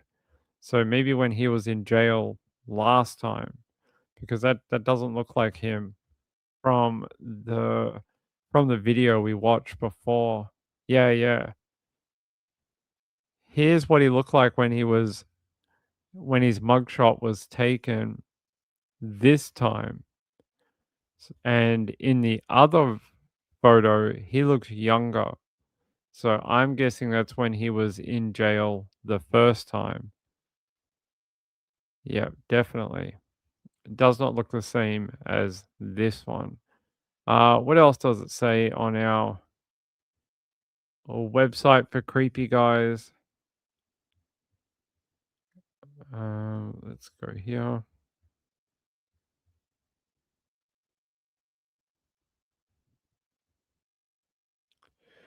What has he got? They showed you where he was living. So you can actually get his address. There you go. This is where he got, it looks like this is where he was living after he got out of jail.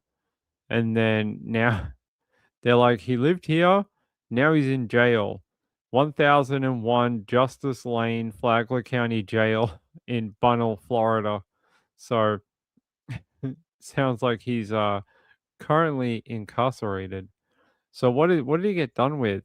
This guy's got a long history.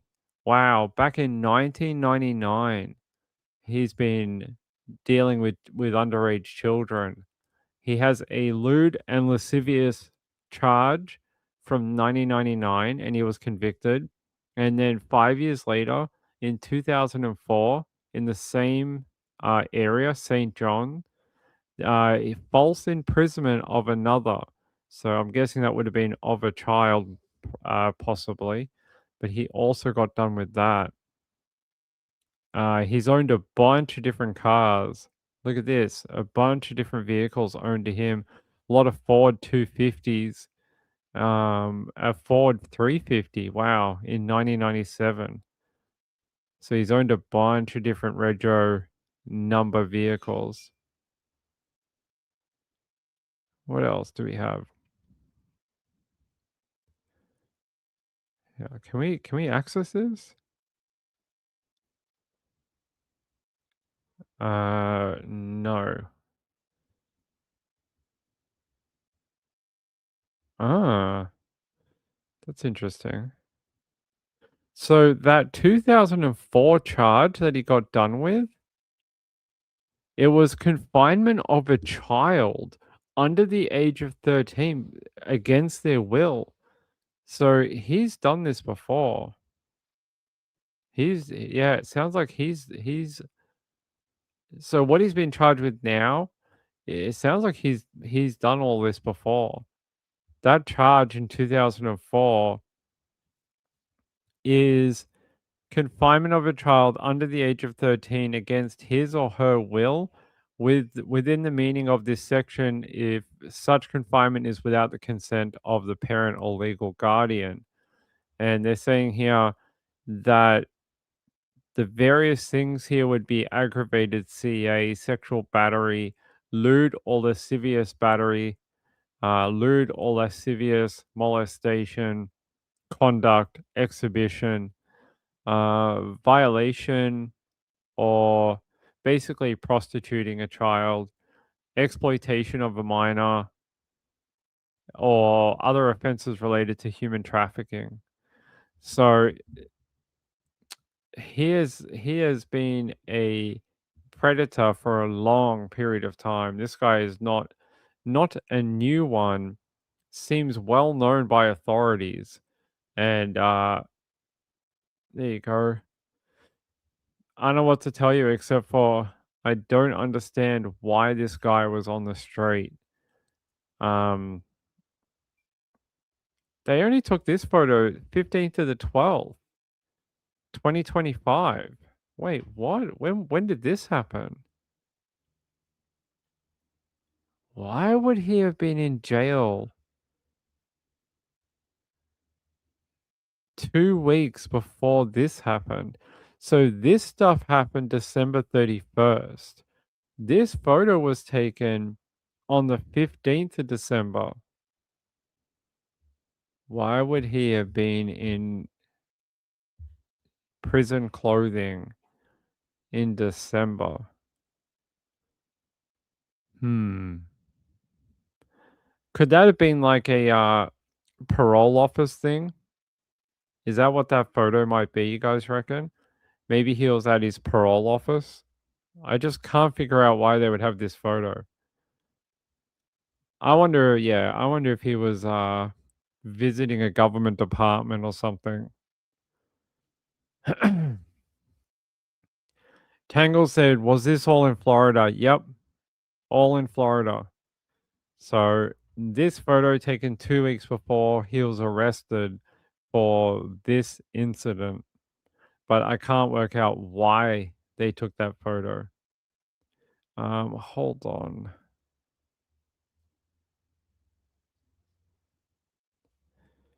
Let me see what else I can find about it.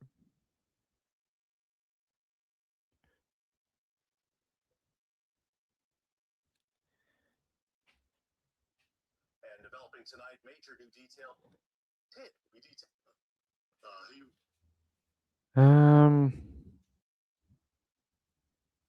I was trying to see if we could find out if he was arrested before all this happened, but I don't see anything.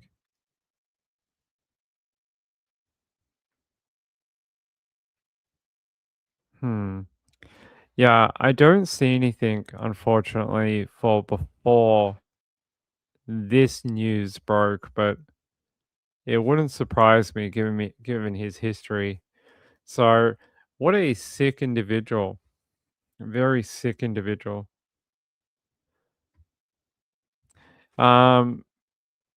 It's on the east coast of Florida, north of Daytona, south of Jacksonville. There you go. I don't think so. It doesn't sound like it. Hold on. What else can we click here to track this offender? Yeah, I want to track an offender. How do we do that?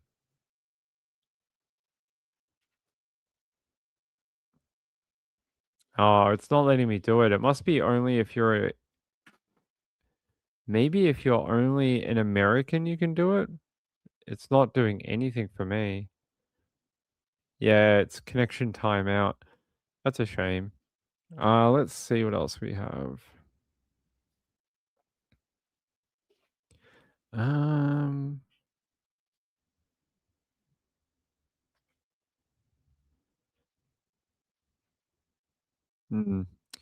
Don't have anything else, but there you go. Crazy story. Huh. Darnell Wayne Hairston is a sexual offender under Florida law. Positive identification cannot be established unless a fingerprint comparison is made. I don't know. That's an interesting tidbit there.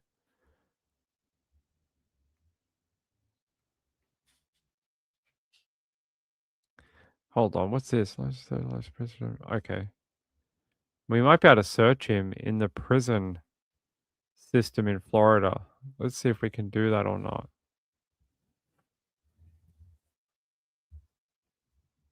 Okay. It didn't allow us. It should have taken us to his profile, but it didn't. It didn't do it. It may be because he's currently waiting to be arraigned. So he's currently waiting arraignment, which might be why we can't search it. Yeah. So Hairston is in jail without bond at this time. Currently scheduled for a court hearing on January 27th. So he'll be in court in a couple of weeks' time. They're saying here his arrest history includes aggravated assault with a deadly weapon, cruelty towards wife, and assault/battery. There you go. Plus those charges with a child that I was telling you about before. So this guy's got a little bit of everything, a little bit of all of it. He's got a little bit of all charges you could think of.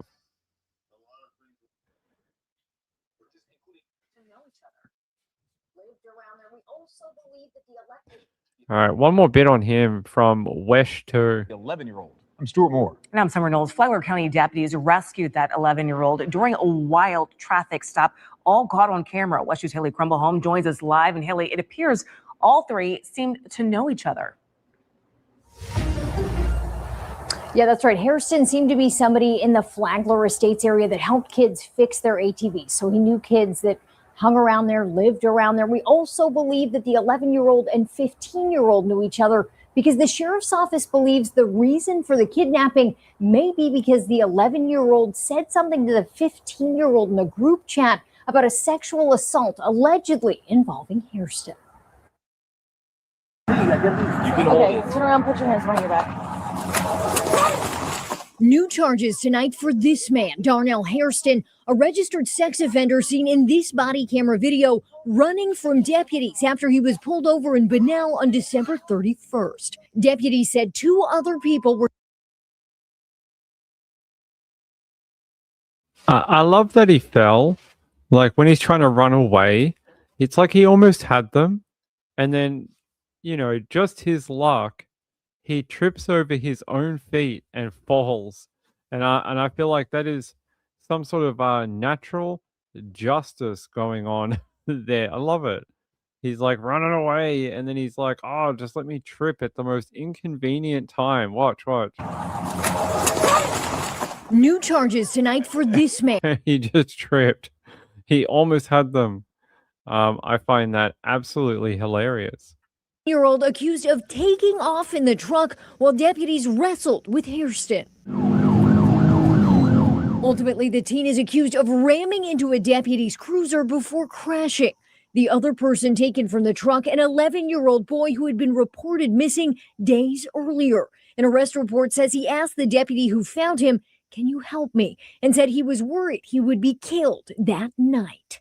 A lot of things were done to this young man that will probably traumatize him for a long time to come. Sheriff Rick Staley said after interviewing that 11-year-old, Hairston is now facing charges including kidnapping, aggravated child abuse, and battery by strangulation. That 15-year-old almost killed a cop. Like, that was no game. Like, that's not fun and games what they were doing in that truck. When he barges that cruiser, like, he could have killed that cop very easily. Like, that's not, you know, this is not Grand Theft Auto or something like that. Like, that's like, I'm surprised he's not going to be on charges for almost killing a cop. Like, watch this. It's brutal. Not only almost killed that cop, he almost killed himself too. That's mind-boggling that you would try and barge a cruiser like that, then lose control of your own vehicle while the cruiser also loses control too. Can we see him trip again? It's pretty funny. This should be on Funniest Home Criminal Videos. And they should play this every week because it's funny as hell. Where is it? Yeah, here. Watch him fall. We have to go further in. Hold on.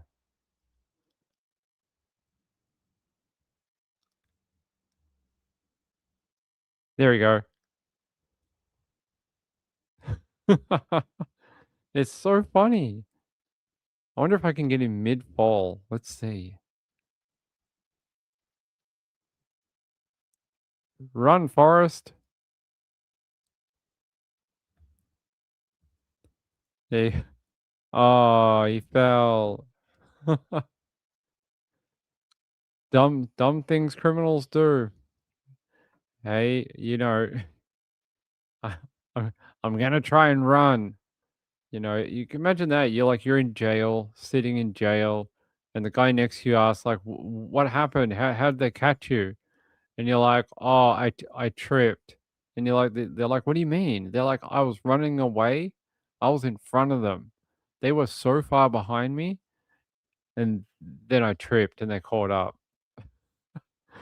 It's pretty funny. Gayla said if he didn't fall, he probably would have been hit by a car. Maybe a better option. Maybe we should have just let him run.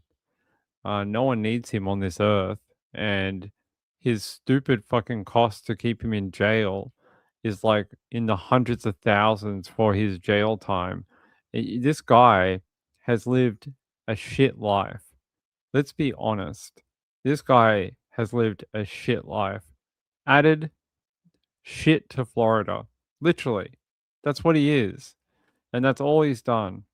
He's just abused children, abused his wife, committed offenses, and basically become the shit of society. And now he's been caught for this crime, and we're going to have to fund his stay in jail. Maybe it would have been better if you just let him run and he can get caught by the car.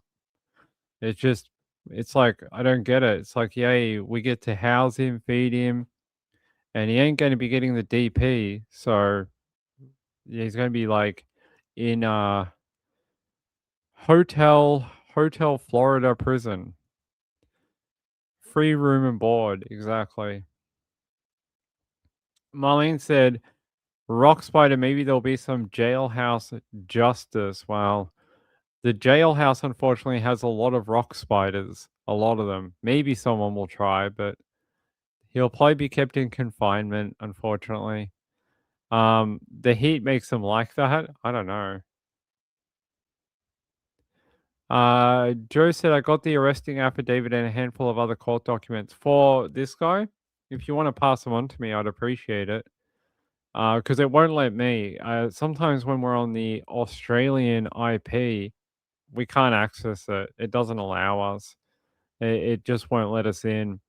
So sometimes when I go to like the jailhouse and you can get like the mug shots and things like that, it'll come up with like a like Cloudflare, like a geo block, and it'll be like, oh, this website's not accepting things from outside of the USA and things like that. That often happens. Let's see. All right. Let's see what else we can find. I want to hear more about this courtyard thing. I think we heard all this, the rest of it. Yeah, we'll listen to it here. According to the arrest report, at one point, Hairston told him he could cut his throat right now, or he could be respectful and shoot him in the head, front or back. Told us that he thought they were going to kill him. Now, according to the arrest report, when the investigators interviewed Hairston, he told them that he knew that the 11-year-old was missing and said he was just going to take him fishing, have a talk with him before returning him home to his parents. The sheriff says right now Hairston is being held on no bond. Covering Flagler County Live, Haley Crumpelholm, WESH 2.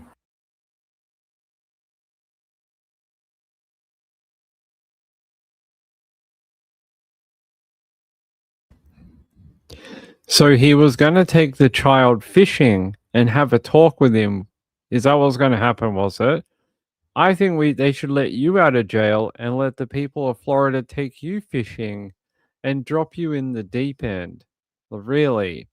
No one believes your lies. No one believes your lies. I was just going to have a talk with him. Really? Really? Okay. The evidence says otherwise. The evidence says you were going to do other things other than just have a talk with him while taking him fishing. Yeah, that doesn't jive at all. The fact that they said that the victim was threatened with a knife and a firearm, that doesn't sound like fishing to me. And then the child was hid on the truck on the floorboard covered with a blanket. Definitely sounds like a fishing activity to me. They're saying here, police also found the 15-year-old male inside the truck who had been separated from Hairston while they conducted interviews.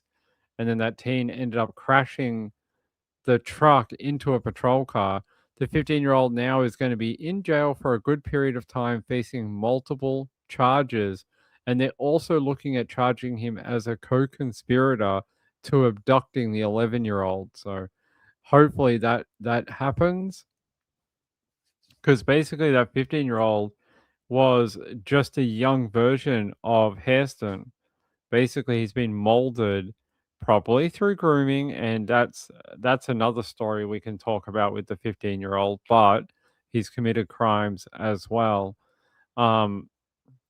Yeah, it sounds like they were not going to go fishing. Yeah, so that sounds like it. Okay. Let's see if we can find one more thing on Darnell Hairston. He's even got a crappy last name, Hairston. Who names their kid after hair? It's a weird thing to do. Yeah, let's look at the alleged kidnapper. Yep. Apparently there is a long criminal history and I want to know more about it. They're saying here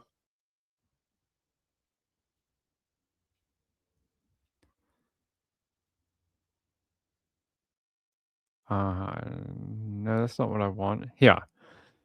So when he was arrested in July of 1998 and was eventually convicted for attempted lewd and lascivious assault on a child, he was sentenced to 1 year sex offender community control and placed on the state's list of Florida Department of Law Enforcement's registered offenders. In that case, Hairston was originally charged with sexual battery on a child under 16 against a 13-year-old girl. In 1999, he was arrested and later convicted in 2004 of 3 counts of false imprisonment. He was sentenced to 12 years in prison but was released after 5 years in 2009. In that case, he kidnapped a woman and her 2 kids using an electronic stun gun to shock her and then threaten the 4 and 18-month-old children.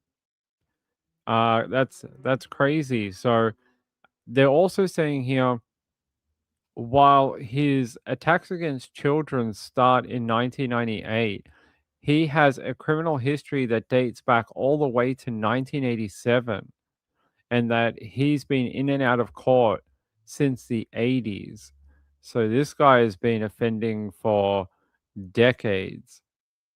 So they're saying the charges that he's been pulled up on in this particular case could mean life in jail. That's what they're saying here, that if convicted, it could be a life sentence in jail. Yeah, the kidnapping charge and the robbery charge are both life sentences if convicted. Thanks, Joe. I appreciate it. Let me see if I can save this. Thanks, buddy. All right. All right. What did Santa Joe bring us? Let's have a look. Let's go here. What's this?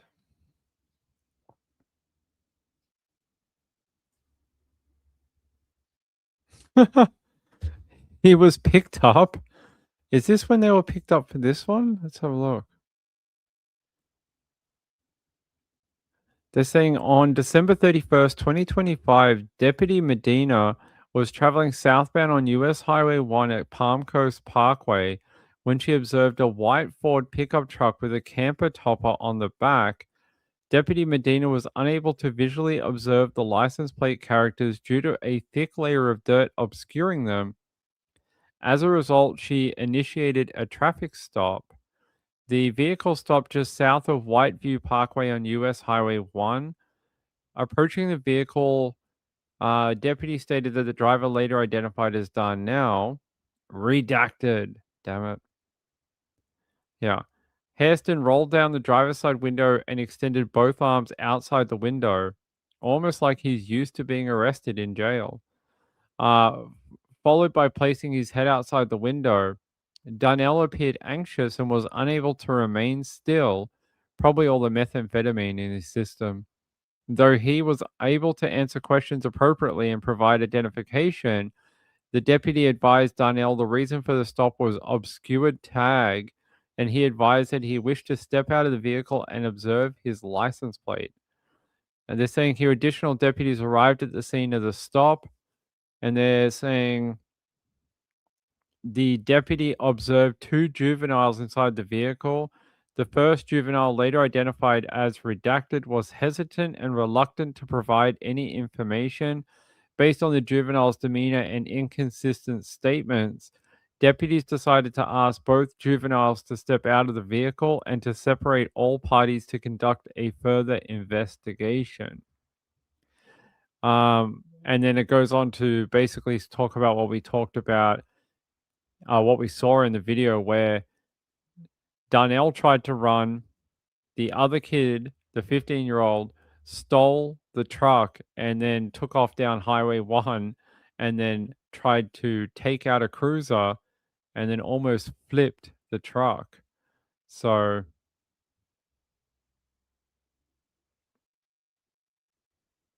oh, really? They're saying here, to conclude, there is probable cause to believe that Darnell attempted to deprive Deputy Medina, a law enforcement officer of Flagler County, of her agency-issued firearm. So he tried to take the firearm from the deputy who did the traffic stop.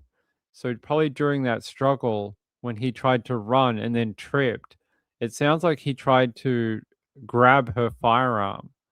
Oh, that'll get you some charges. Yeah, this guy's been on the street for years. Years this guy's been hanging around. Let's have a look at this one.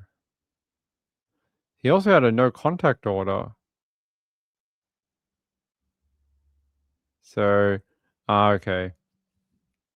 This is basically telling him not to have any contact with any of the victims. So that's the co-defendant. That's the 15-year-old. And this one alleged victim is the young boy, the 11-year-old. So he's not to have any contact with either of the juveniles. And it gives him some directions here, like no direct or indirect messages or communications, just a whole bunch of things. He has to stay away from them. Don't post on Google. Don't put messages on answering machines. Don't use any other form of electronic communications. No visitation, letters, postcards, or any other means of communication.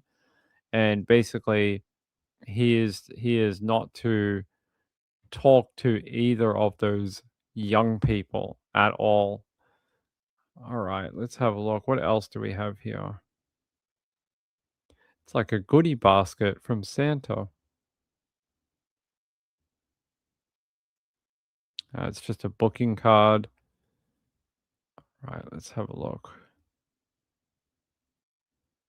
What is this?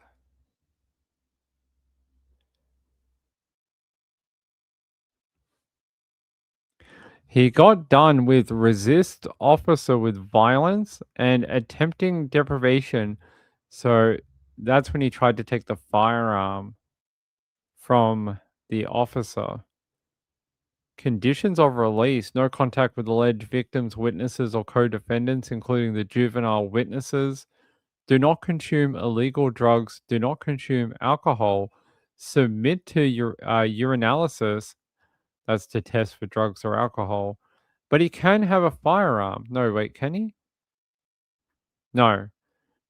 Possess no firearms, ammunition, or any other weapons. So no, he can't. That's if he got some sort of bail. But he's got no bail right now. Notice to appear. Where else is he going to go? He's got no bail. He's in jail until the 27th. Yeah. This is your notice to appear on January 27. Where's he going? Unless he has a bail hearing between now and January 27, he ain't going anywhere.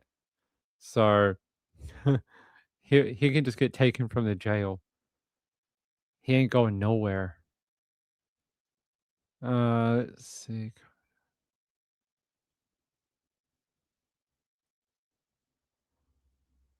Huh. He has to give up email. That's just a court issue. That's a court thing. His warrant. A warrant for arrest. Here we go. When was this one? This is for this current case. Kidnap minor under 13, commit emulated offense while armed with deadly weapon, felony, aggravated CA, battery by strangulation, robbery with a deadly weapon, felony, no contact with victim or family, no contact with co-defendant, and you can see bond amount, none. So he is not getting any bond, and we already knew that, so. Santa Joe. Yeah, Joe was able to get us some of the documents. So they have the Sunshine Law. So all these would have been on the court filing system in Florida, but you can only access it if you have a US IP, unfortunately, which is very, very annoying for people like Ping. Hold on. Notice to appear. We already know that one. What's this one? Booking card. Yep. All right.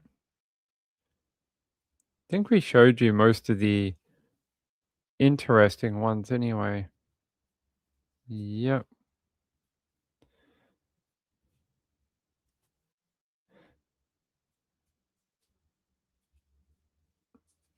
Oh, what's this one?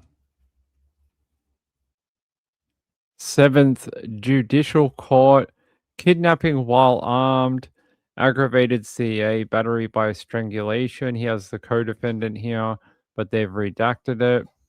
And this just shows you the narrative. Redacted.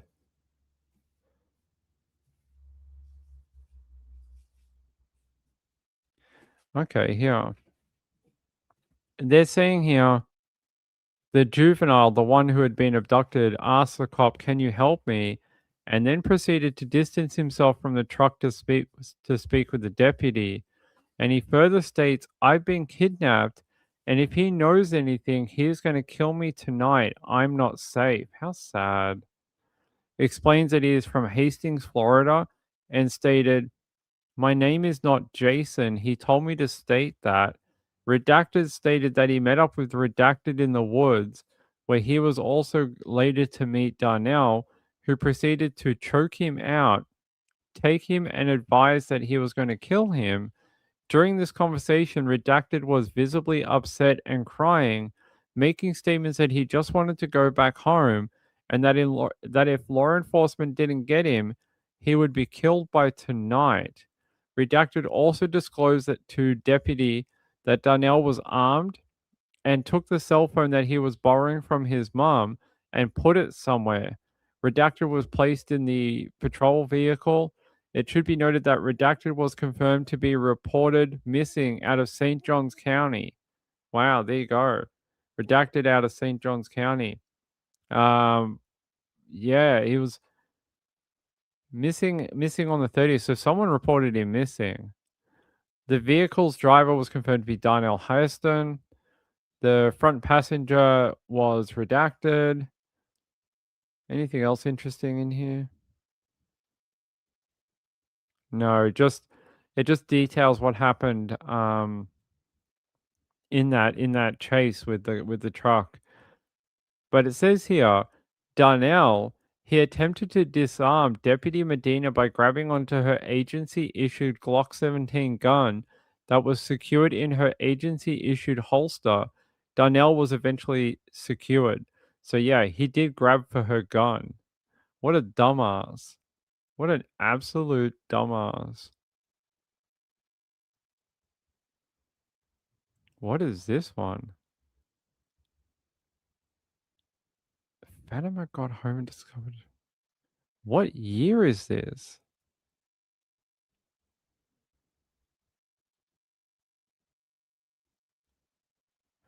Ah.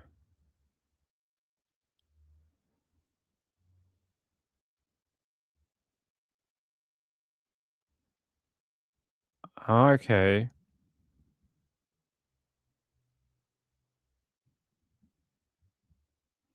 Is that his mum, maybe? It says here, Fatima got home and discovered that Redacted was not home. So, it sounds like that might be his mum? Yeah. It's all a bit strange. Sounds like she I don't know who Fatima is. Doesn't tell me.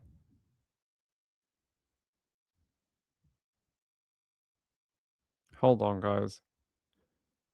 Give me one sec. I have to Google something. Hey, Death by Booby, how are you? Give me one sec.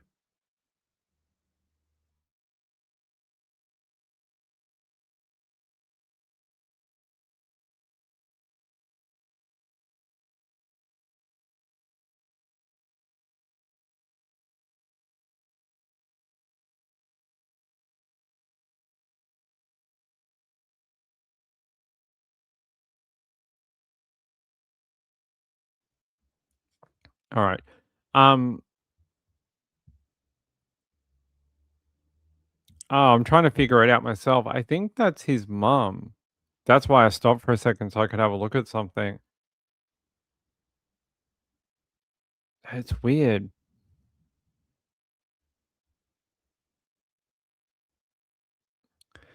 I gotta think this is his mum. At least that's what I think. It doesn't give me any like background. on like who these people are.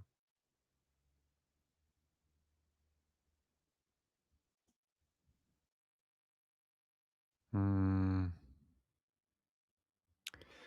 That's what I think, because she talks about here, Fatima got home and discovered Redacted was not home. Around 2300 hours, she heard noises in Redacted room and she thought he was home. It sounds like his mom.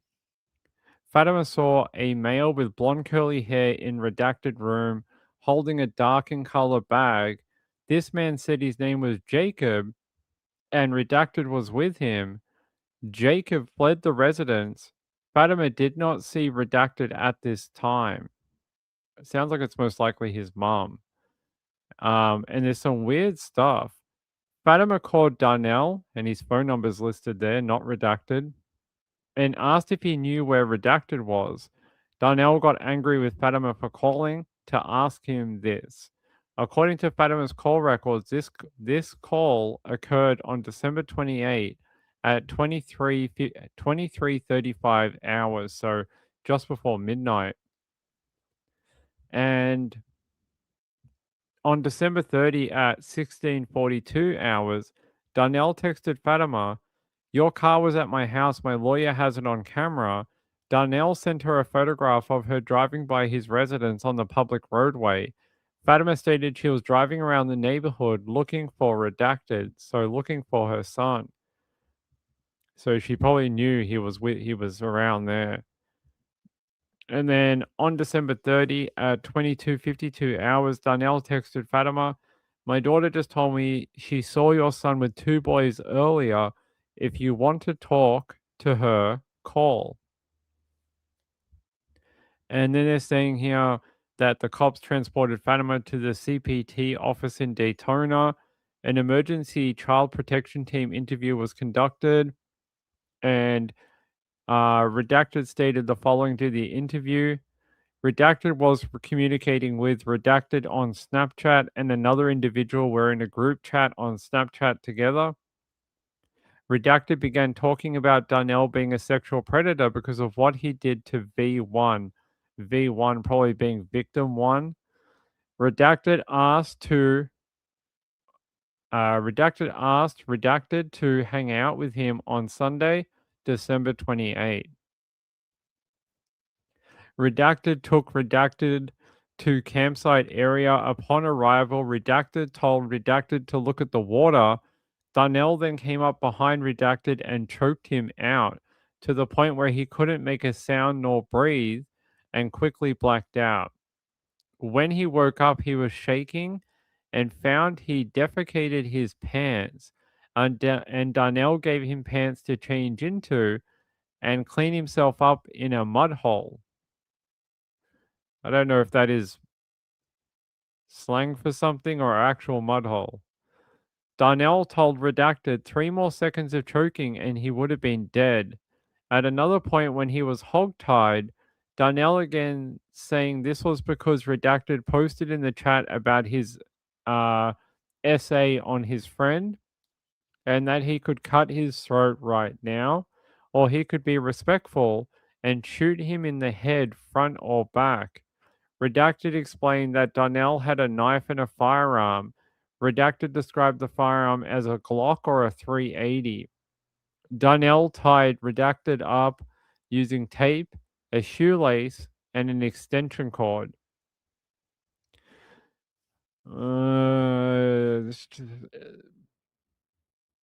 Horrible. It sounds like when I read this statement here, and I want to phrase this very carefully. When Darnell choked him out, I believe it was to sexually assault him. And some of the after effects, I believe, are because of that. And that's the way I'm going to word it. And I think that is why he was made unconscious. This guy, being a predator, I mean, already has a history with another victim, already has a history dating back 20 years, and he takes a boy to a campsite and makes him unconscious. I mean, is that what he calls fishing? Apparently. Yeah, it's horrible. Really, really horrible. Huh. Apparently, Darnell was planning to leave the country and go to the Bahamas. Probably after killing that kid.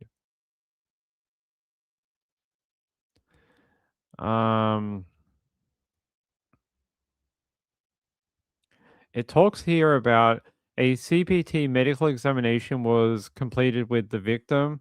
Numerous photographs of injuries were obtained along with swabs. The following injuries notated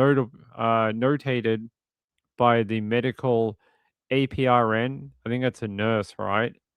Anna Veins. That's a weird name for a nurse. Anna Veins. Maybe she was like, my name is Veins. I'm going to become a nurse. Abrasion scratches on anterior neck explain that he was put in a chokehold and his neck bled.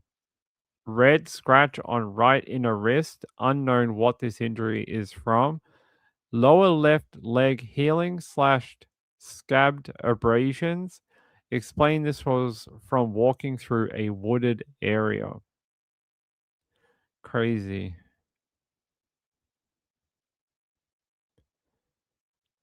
They have a lot of evidence on this guy. Haha. I knew it. I knew it. I was joking before, but I effing knew it. I knew there was something here to do with drugs. But he says here, Darnell believes that redacted spiked his coffee cup or container with methamphetamine. Nobody, no. You were taking methamphetamine is what I think. I had a feeling this guy was a tweaker. Just had a funny feeling.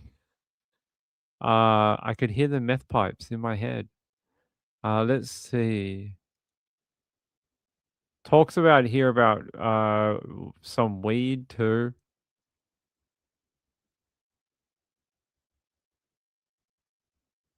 What else? Darnell said in the days leading up to his arrest, he had visited multiple stores, including Hitchcock's and ABC Liquor in is it I can't even pronounce it, Palaca? Various gas stations and would often pay by EBT credit card or cash. Said he drinks Budweiser tolls and smokes marijuana. I think he's smoking meth.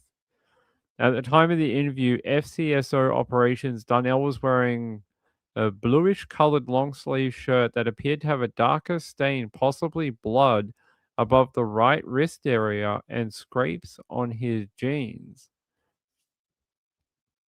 Darnell said he couldn't account for approximately 4 hours from shortly after the time he left Crescent Beach Bridge and stopped to put air in his tires until he was stopped by law enforcement. Oh, really? Really? Magically, a UFO came down, abducted you. You now have time amnesia. And when you're arrested by law enforcement, you're like, I can't remember the last 4 hours. Randomly today, I abducted a child, was stopped by law enforcement, and before that, a UFO abducted me on the road. I don't think so. He now has UFO amnesia, apparently. He's been abducted and probed by aliens. This guy, man. This guy. But they're saying here they executed a DNA search warrant against him, which is standard procedure for this type of crime. Fingernail scrapings, clippings were obtained, as well as a buccal swab. Darnell was transported to Advent Health South. A blood sample was obtained.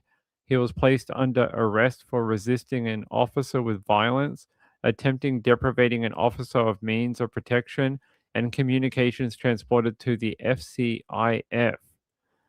Ugh. What else did they find here? So apparently they went to that campsite where they were fishing. They found a large chef's knife with a black handle, a hammer with a black handle, 2 black and orange socks located within the tent, 2 cigarette butts located within the tent, a smaller knife, and what else? And this just goes through what these sort of charges are here. So there we go. All right. All right. I don't mean to make it sound fun. These charges are horrific, and that kid may never be the same again. But I find it enjoyable when we read about dumbasses like this getting caught and the way they get caught. And for me, I get some pleasure in seeing him now locked up, and because of his own stupidity and the 40 million dumb things he's done, said, or put into evidence. It's very satisfying to see the Florida police do such a good job with this. They've done a very good job.